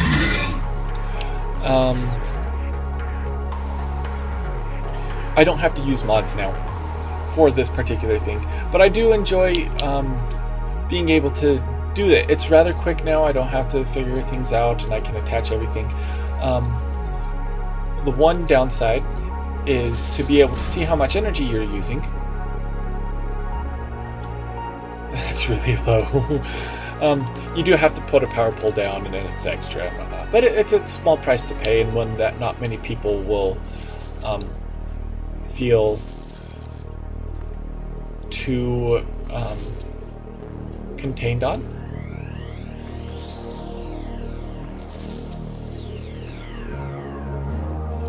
So yeah, I recommend doing this, and I will be making a video on my tips and tricks and general things and identities. I'm working on getting the script ready because I will be going in depth about some things, and I need the script to help me out with that.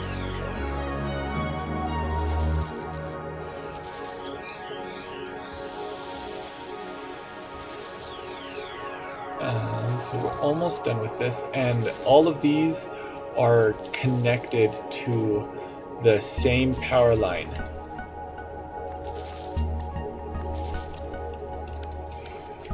I think that one is going to be as well. I just don't want to attach it to power quite yet because I need to make sure everything is lined up, and I don't want things to go haywire on me. But it looks like everything is connected correctly. And we're going to put this power switch probably right here. Put it at the entrance.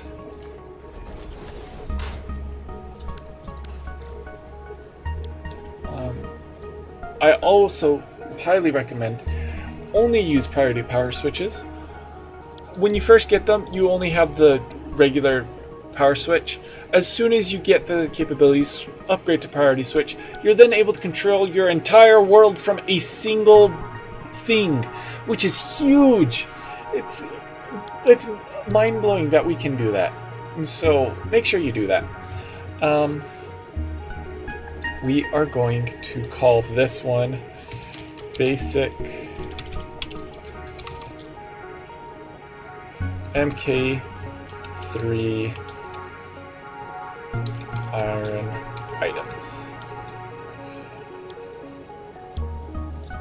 Enter so it's in there, and then we can bring this,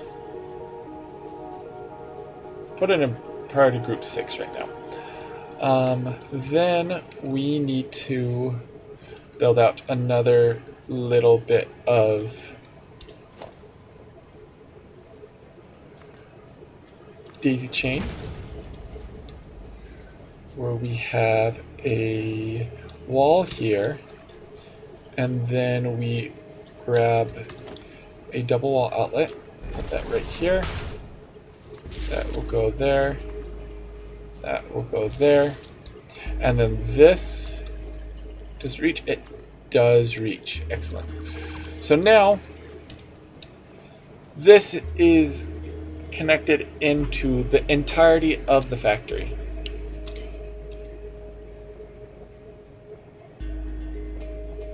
So what we'll do now, we'll remove this and we'll bring it closer.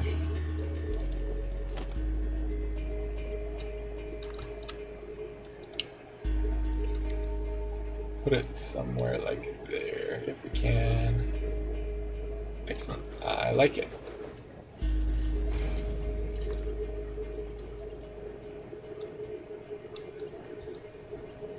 And then we're able to bring in power right here as well, which I don't like. We actually do need to put this separate so it doesn't get affected by anything. We have to do a different daisy chain. We have to do this daisy chain right here so that this one connects to here and this connects to here,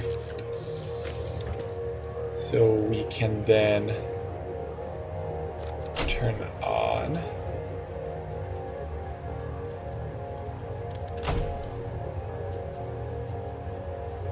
Right, okay, perfect. This worked out perfectly then.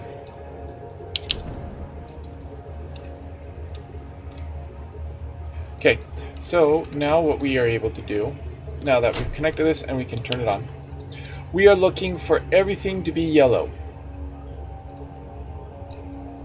This means that we did not go in and put in that we want iron plates.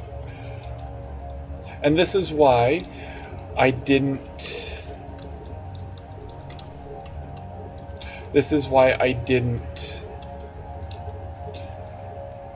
include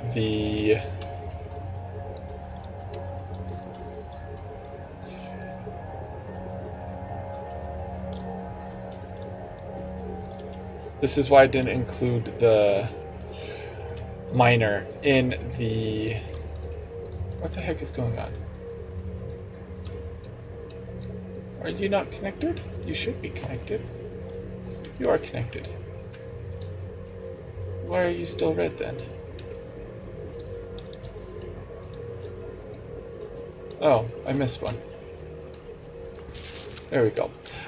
This is why... Oh, and I missed one here too.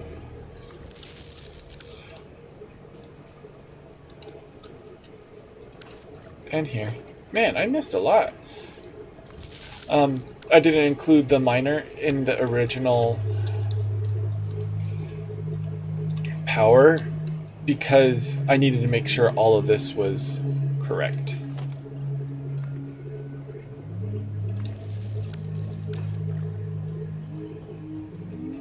All right. So then we need to double check that everything is the same.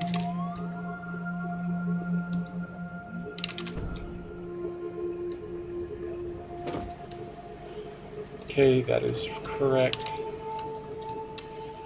And then all these are 50, and the fact that they're all yellow means that they will all be outputting screws.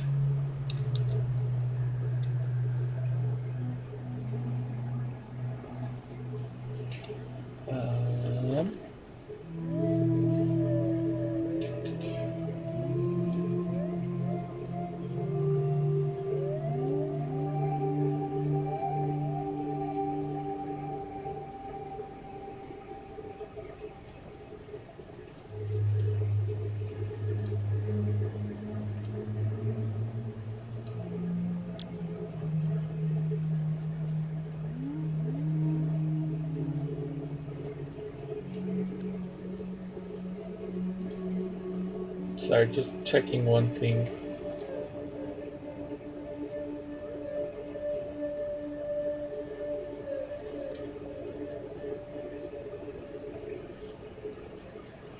Yeah, that's good enough for me.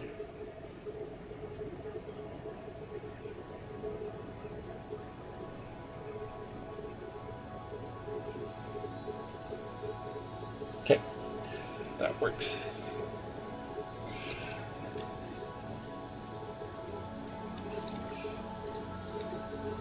All right, so we are now able to connect our miner to this, and everything should go out and in good order.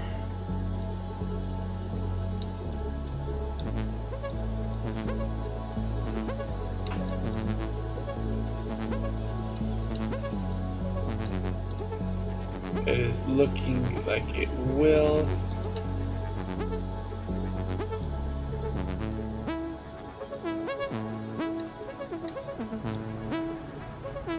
All right. So let's send this out and get it working. Our first working factory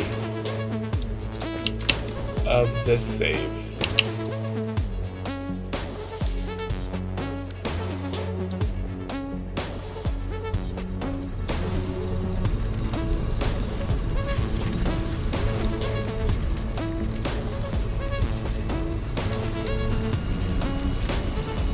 There it goes. I apologize for the blur. There is a setting I can do to change it, and I will research more into it.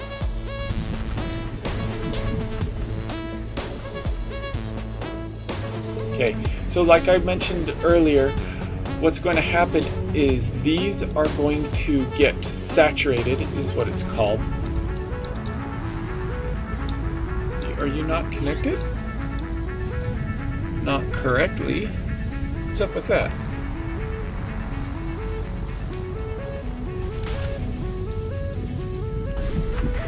There you go. What is up with that? Weird. And so we're going to see fluctuations in power. We're going to see greens turn yellow back to green, and I suspect we also have other issues that we just dealt with. Something weird with the conveyor belts.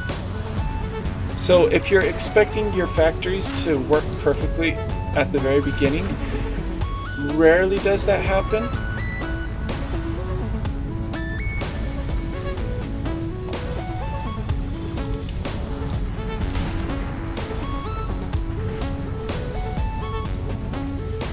Okay, that's working now. That's working now.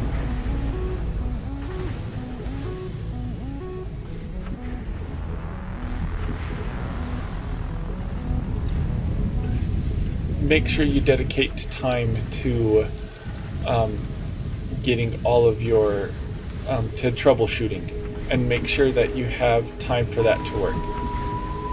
Okay, this one's broken again.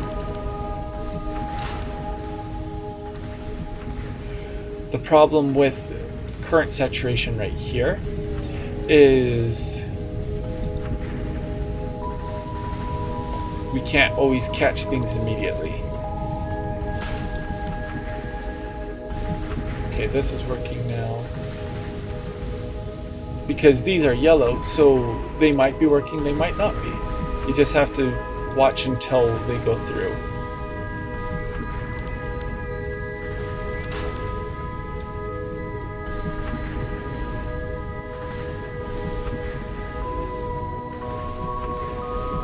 But yeah, when you do something like this, don't expect your factors to work perfectly immediately.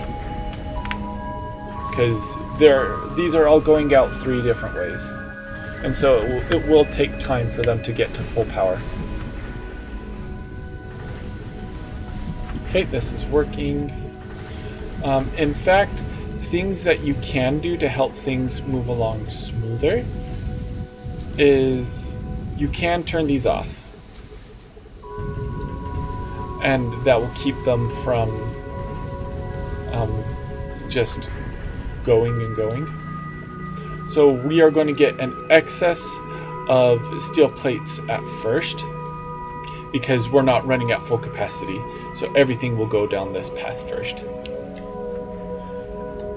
And then as soon as we start making enough, overflow will spill over into the rods, and then we'll finally get screws. So that's something else to think about as well, is what's your primary item that you're trying to make?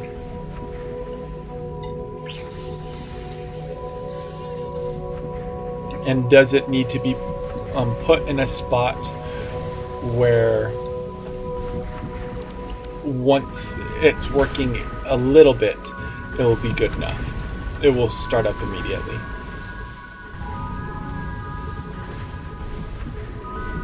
I think we fixed all the problems here. Let's go over here and check these. Okay, we do have a plug here.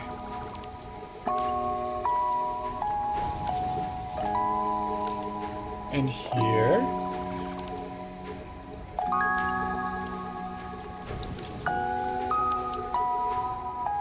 Okay, that is now fixed, I believe. Looks like everything is going out the way it should.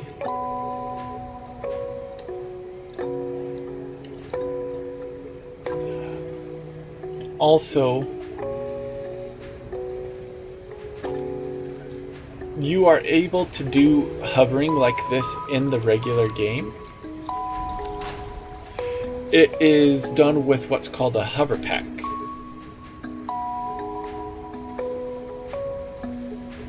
Okay, that's working now.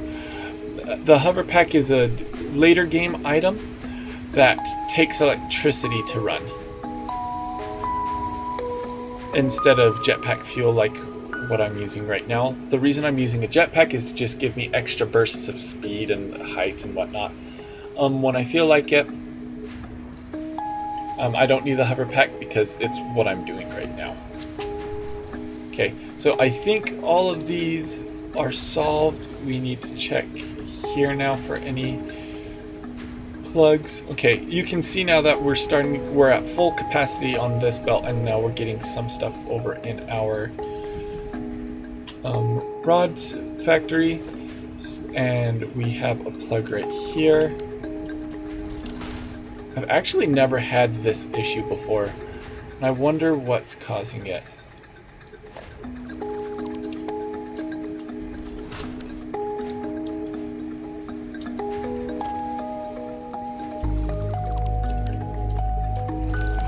I will also say, at the beginning of your Satisfactory world, the cast screws are probably the best one to go for. Before you really get upgrading anything, get your cast screws alternate recipe. It is a game changer alternate recipe that needs to be in your recipes.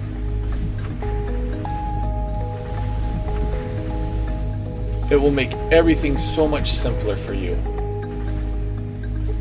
if you are able to have that recipe. Okay, let's head over here and make sure this is all working well.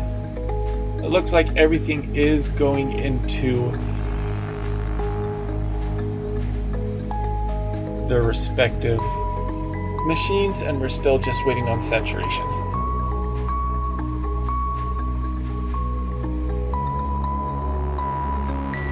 But if you're having a hard time concepting what I'm talking about with saturation, let's break it down on our no, we can break it down on this.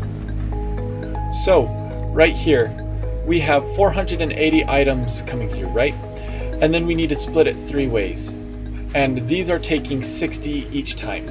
So when they get full, where they're only taking, since they're only taking 60, that reduces it by 120. So now we have 360 coming through right here. Then we have 2 60s right here, which will reduce it 120 more. So we have 240, 120 less, and then 120. And so this now is our cap at 0. So if we were always taking 60 in, we get nothing in these later machines, right? So since these are moving 60 a minute, the process does not happen at 60 a minute. It happens at 30 a minute.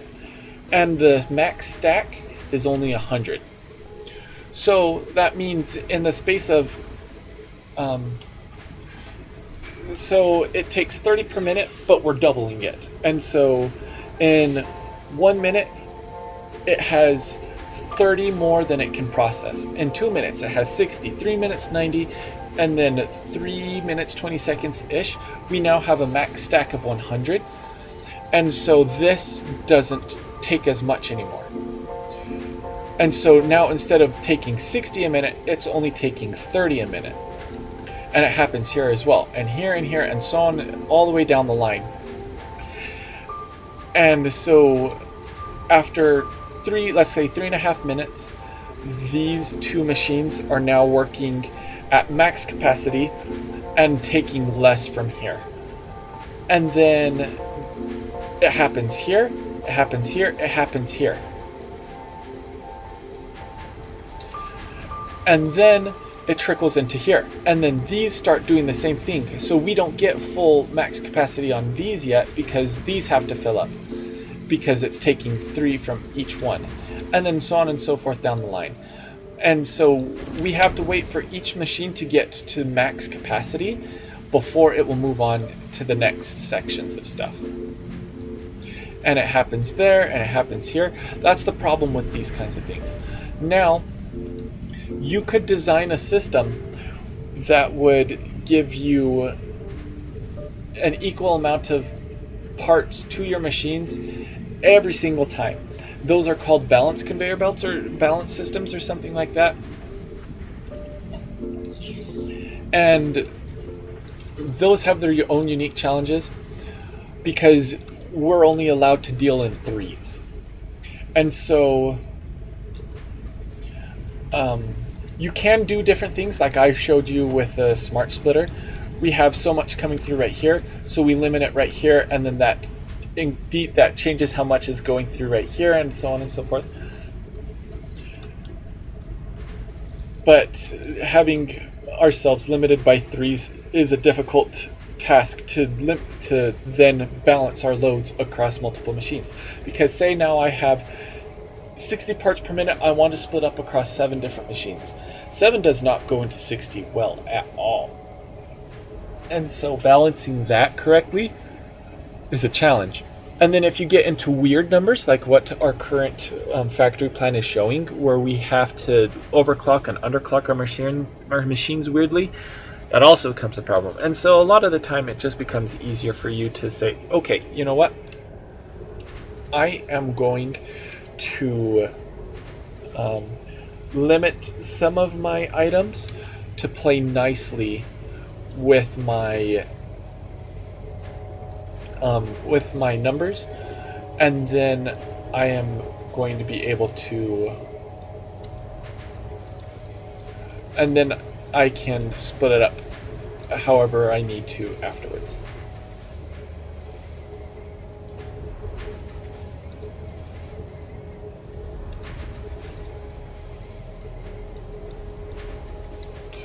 Okay, it looks like this doesn't have any problems with its things.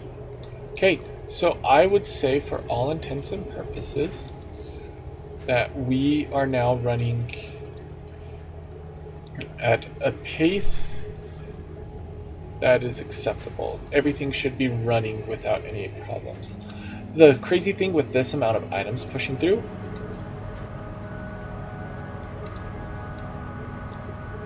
oh, we haven't hit overflow yet. I was going to say, look at our coupons, but we haven't hit that yet, so it'll be a bit still. If we look at the top, this is our steel plates, and we are getting there with our screws, and then our rods right here. But there you have it. This is the beginning working factory. Let's look at the power draw. This uses 405 megawatts a minute.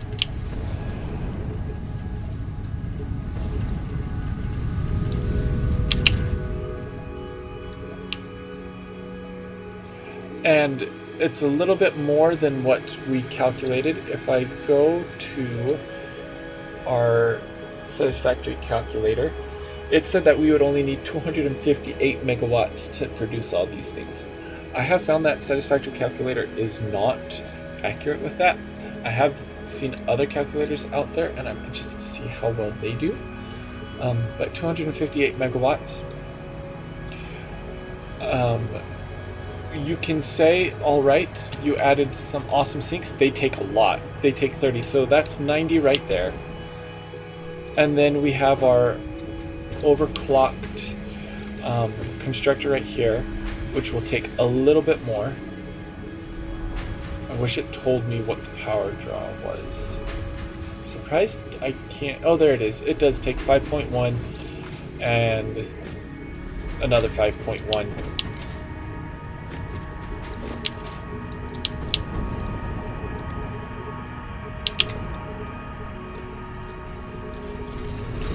And then we have this, which takes up more as well.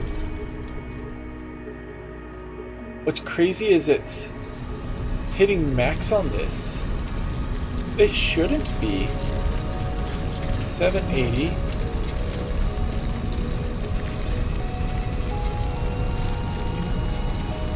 I wonder why. It's producing more than the belt can handle. Logistics. Interesting. I didn't know that. Okay.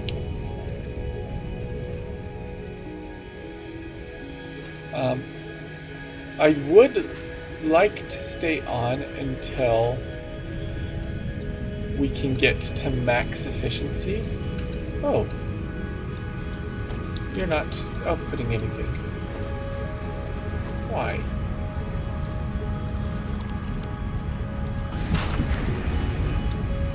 Okay, for the meantime, doing this.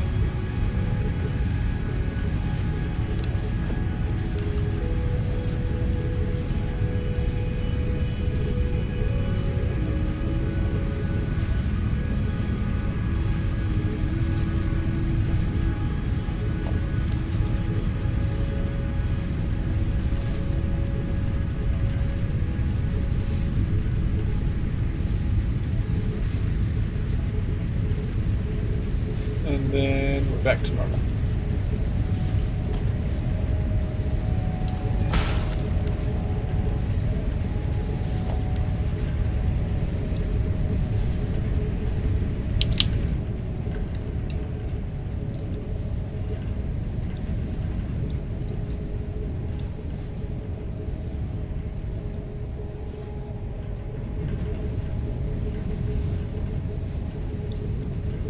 It's almost out of stagnation, and There we go. It's back to where it needs to be. Cool.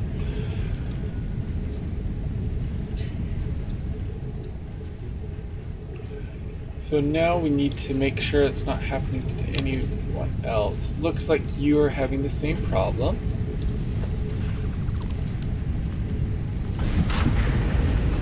Okay, let's upgrade you.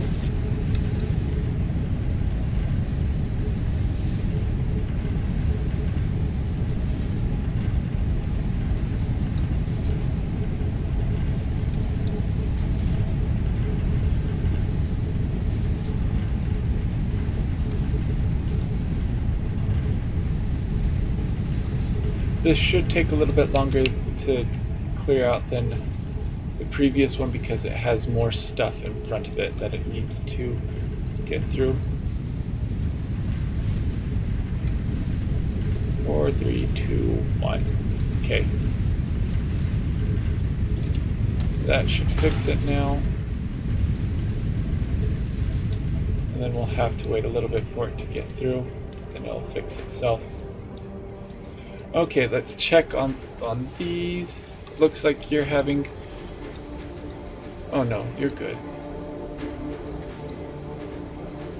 That was weird. What about you? You're having a problem.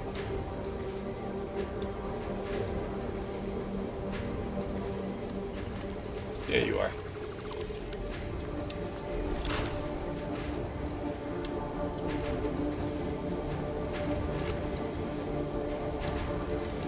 Upgrade you. And back to normal. Okay, you're good.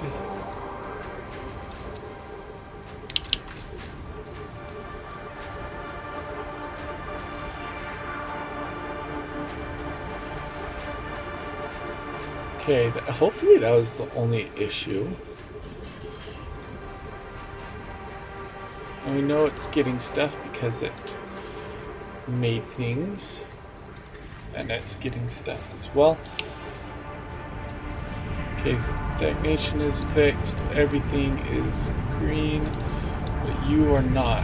Why? Are you having the same issues? Was this always like this? Okay, let's make a note. So right now we have 2 yellows. And I'll note in the future to be a little bit more calm with my... Yeah, with my belt placement. That is extremely weird.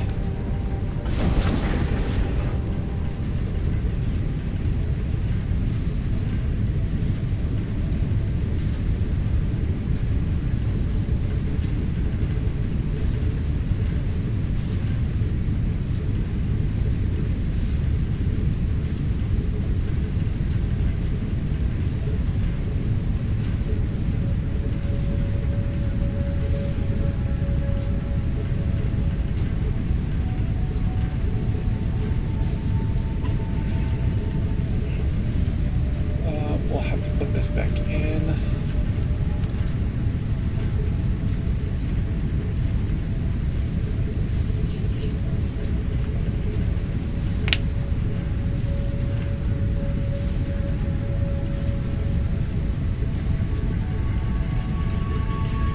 Two, one, and we go back to normal now.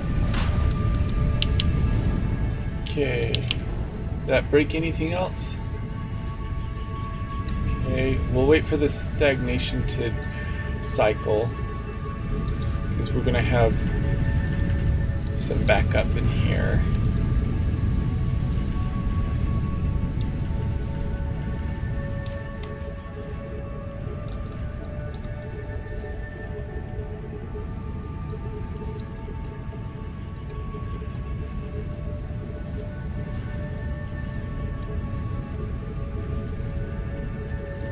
In the future, what I'm going to do... Okay, it's starting to clear up now. In the future, what I'm going to do is take what's in there and put it at the front of the stack because then it won't back up things at the back of the line. I'm going to have to do it for this one.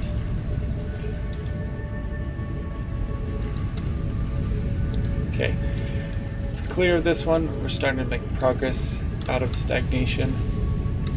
Yep.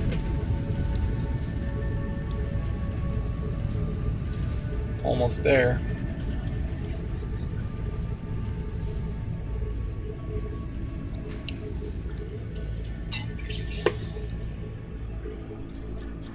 Okay, you're stuck.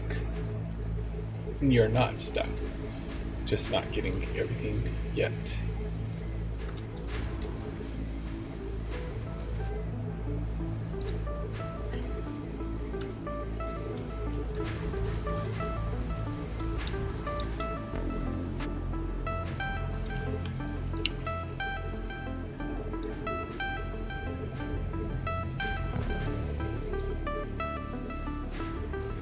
Okay, yeah, I do think it's just this area that's having the problems. And we're almost clear. You can see it slowly finishing its working.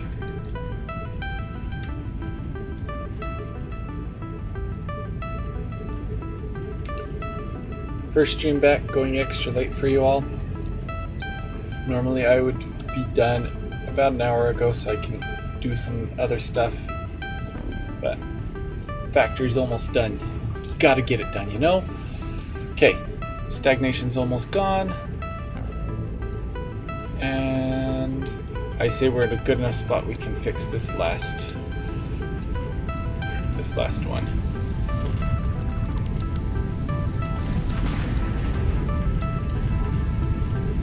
Put it all into here.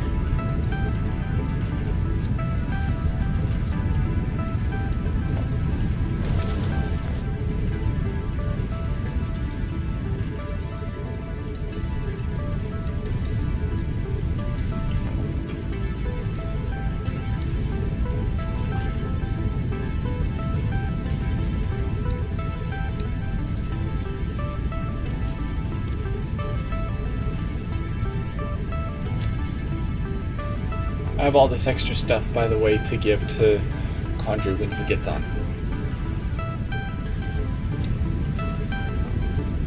Okay, now you are able to go back to 1. Okay, so everything should be green now.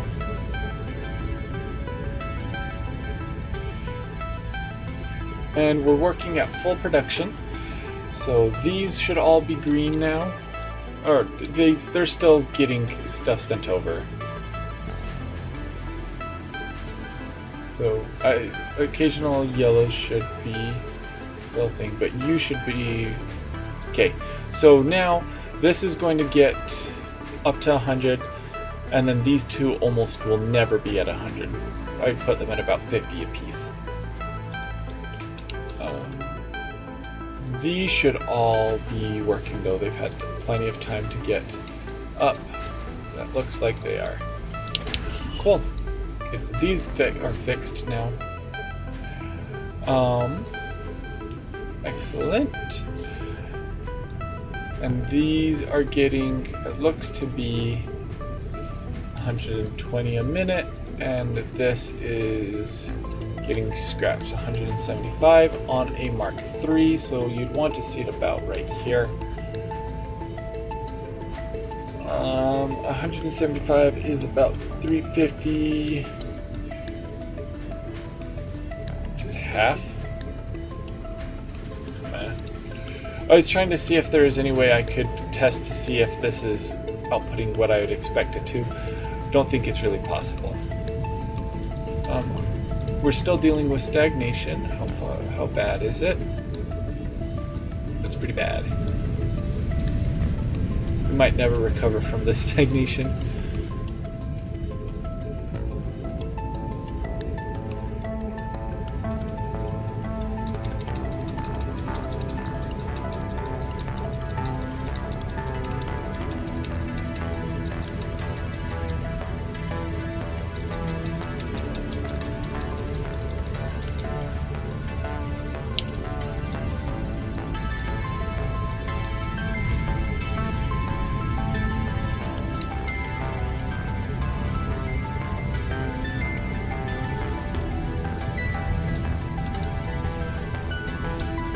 Okay.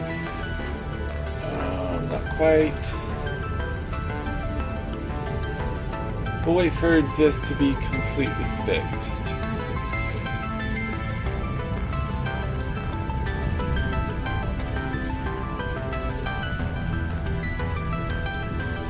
Although I might just have to cut it and then take the drop overall, I think is what we'll have to do. Yeah, you know what? Let's stop messing with it. Trash.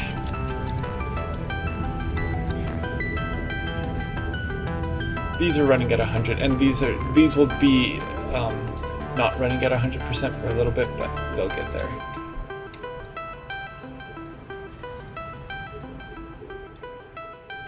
A stack a minute. I just realized that. Isn't that over a stack of a minute of screws when this is full? That's insane. Right, exactly, Kanuki. Yeah, I realized that. I was hoping that it would fix the oversaturation, because it did in the past, but yeah, now that everything is working correctly, because all of these are outputting correctly, yeah, that is what's to be expected. I realize that.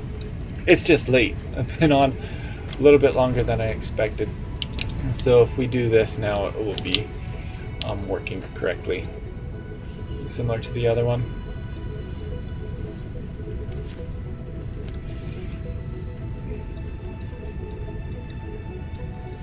So yeah, there it is, our first working factory in this.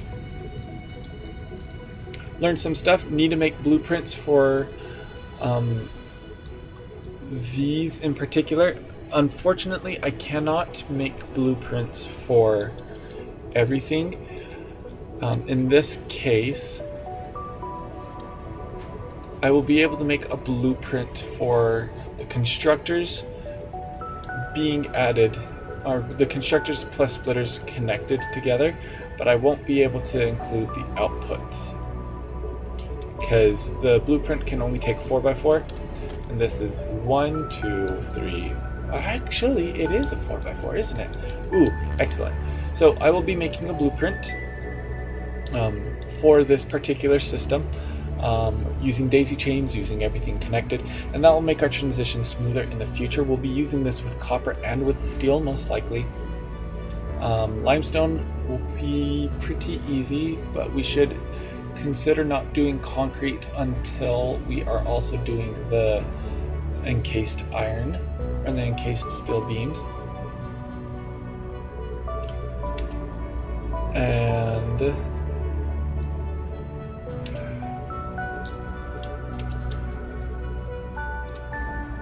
there's going to be other stuff. Aluminum probably is going to be a thing as well. We'll have to see in the future, but yeah, copper is going to be a big one. With steel is going to be when we first implement our trains, because coal from iron is pretty decently far away. If we look at our current coal nodes from this location, I know there are a bunch over in this area. There's going to be some coal nodes, yeah, over here on the coast. And there's some up here. Yeah, coast in these areas. And then it's hard to gauge where your iron nodes are in relation to those, because there are so many surrounding me right now. But I am going to plan on having coal be brought to the iron for now. And then we will explore more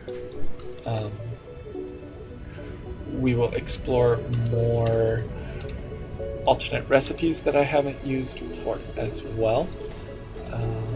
Yeah, I think I've been able to troubleshoot the factory enough that I can leave it alone. I think I've seen everything work and output at least once. So it'll just be a matter of time before everything gets up to speed. So we're going to go back to the blueprint maker and make a constructor bus blueprint.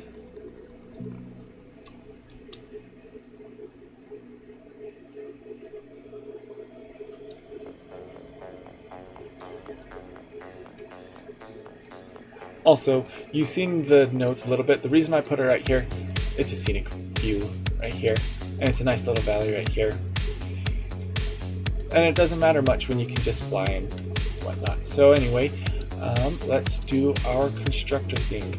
So we have a splitter that we need to put right here, right here, here, and right here.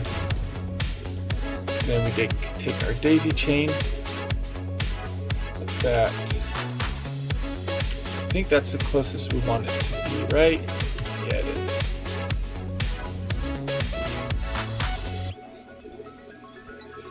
Put that right here, here, and right here.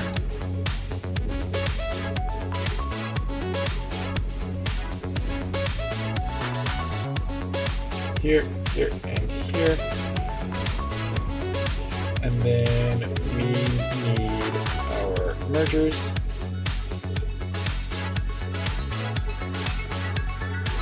And we can be a little bit nicer with these and make sure that they connect well so we don't have to go through the same troubleshooting process we did last time.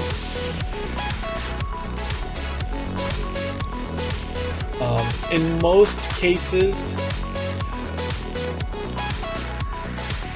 Mark 1s cover what gets output. There might be a couple of alternate recipes that I am not aware of that will output, like wires. Yeah, there's going to be some alternate recipes that are just going to absolutely demolish how much need to come on the outputs. It does look like, though, I could put in Mark 3s and that will cover me on anything.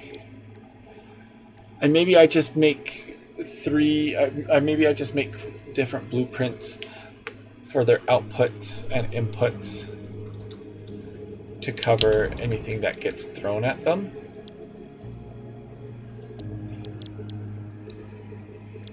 We'll see.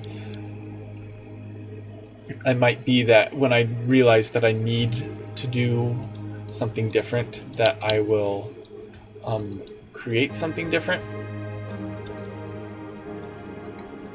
just so I can use these blueprints at an earlier time. Also, potentially, I could just make all of these with Mark 1s and then update them as needed. Probably should do it that way. Connect these with Mark 1s, and then if I need to have them go faster, then I can do that.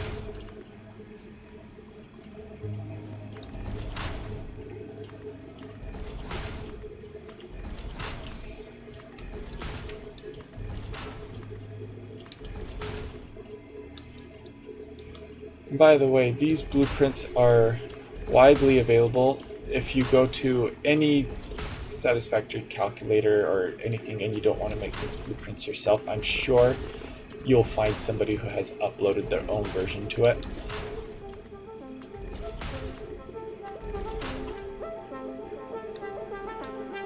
So if you don't want to make them on your own, definitely just do a Google search for Satisfactory blueprints and you'll find something.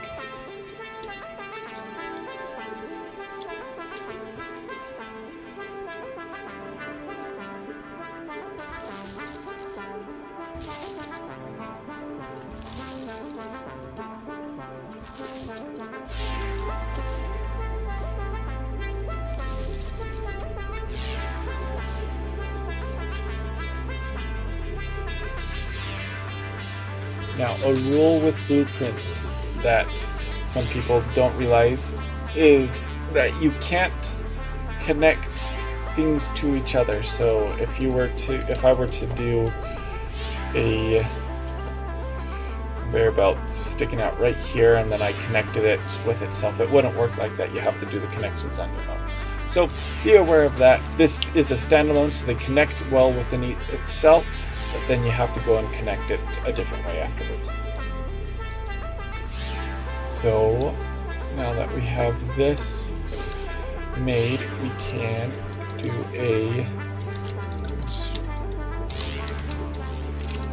I'm in caps lock. 8CT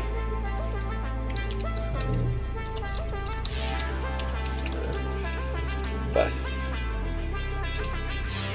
8 count constructor bus MK1.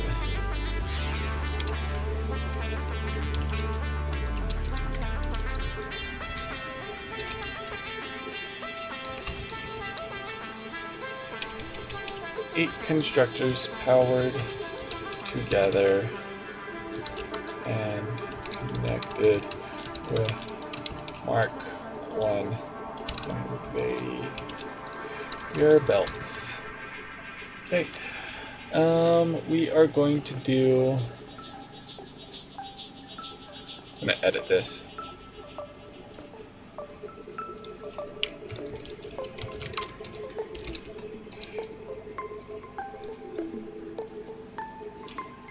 Factory.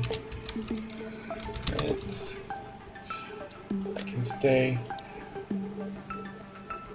And then we're going to add a subcategory right here called machine buses. Probably needs another S. Don't know. Never used this word as in that context before. And we'll add the blueprint here. Apply changes. Exit out. Icon is going to be a constructor. And then for our bus color,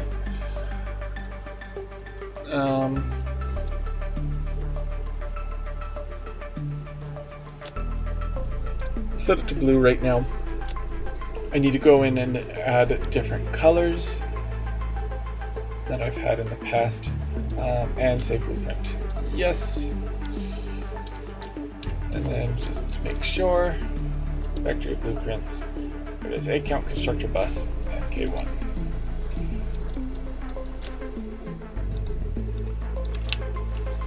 Okay.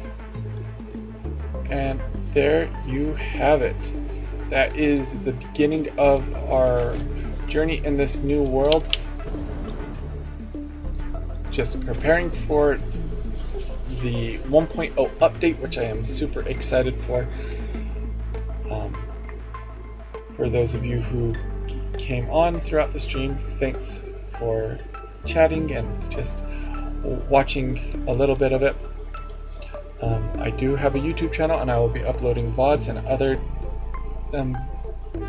tips and tricks videos as they come up with clips and whatnot to that channel.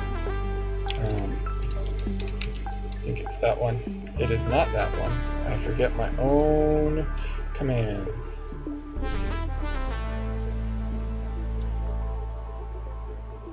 Yeah, of course it is. I was close. I was close. It's this one.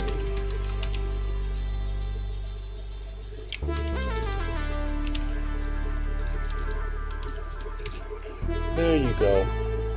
That's where you can find me on YouTube. I'll be uploading clips from tips and tricks that happen here, some funny moments. I am going to make a video for those people who are brand new to Satisfactory and just coming on for their first time, and having a problem with controls and other things. I'll be making a video about that, a pretty in-depth thing, just going through the keybinds and controls one by one. I don't know when that's going to come out though, but the update is coming out in 7 days now for most everyone, so super excited for that. Thank you for joining me, and I will see you later. So thank you all for joining, and I will talk to you tomorrow from 9 to 11 Mountain Daylight Time. Bye.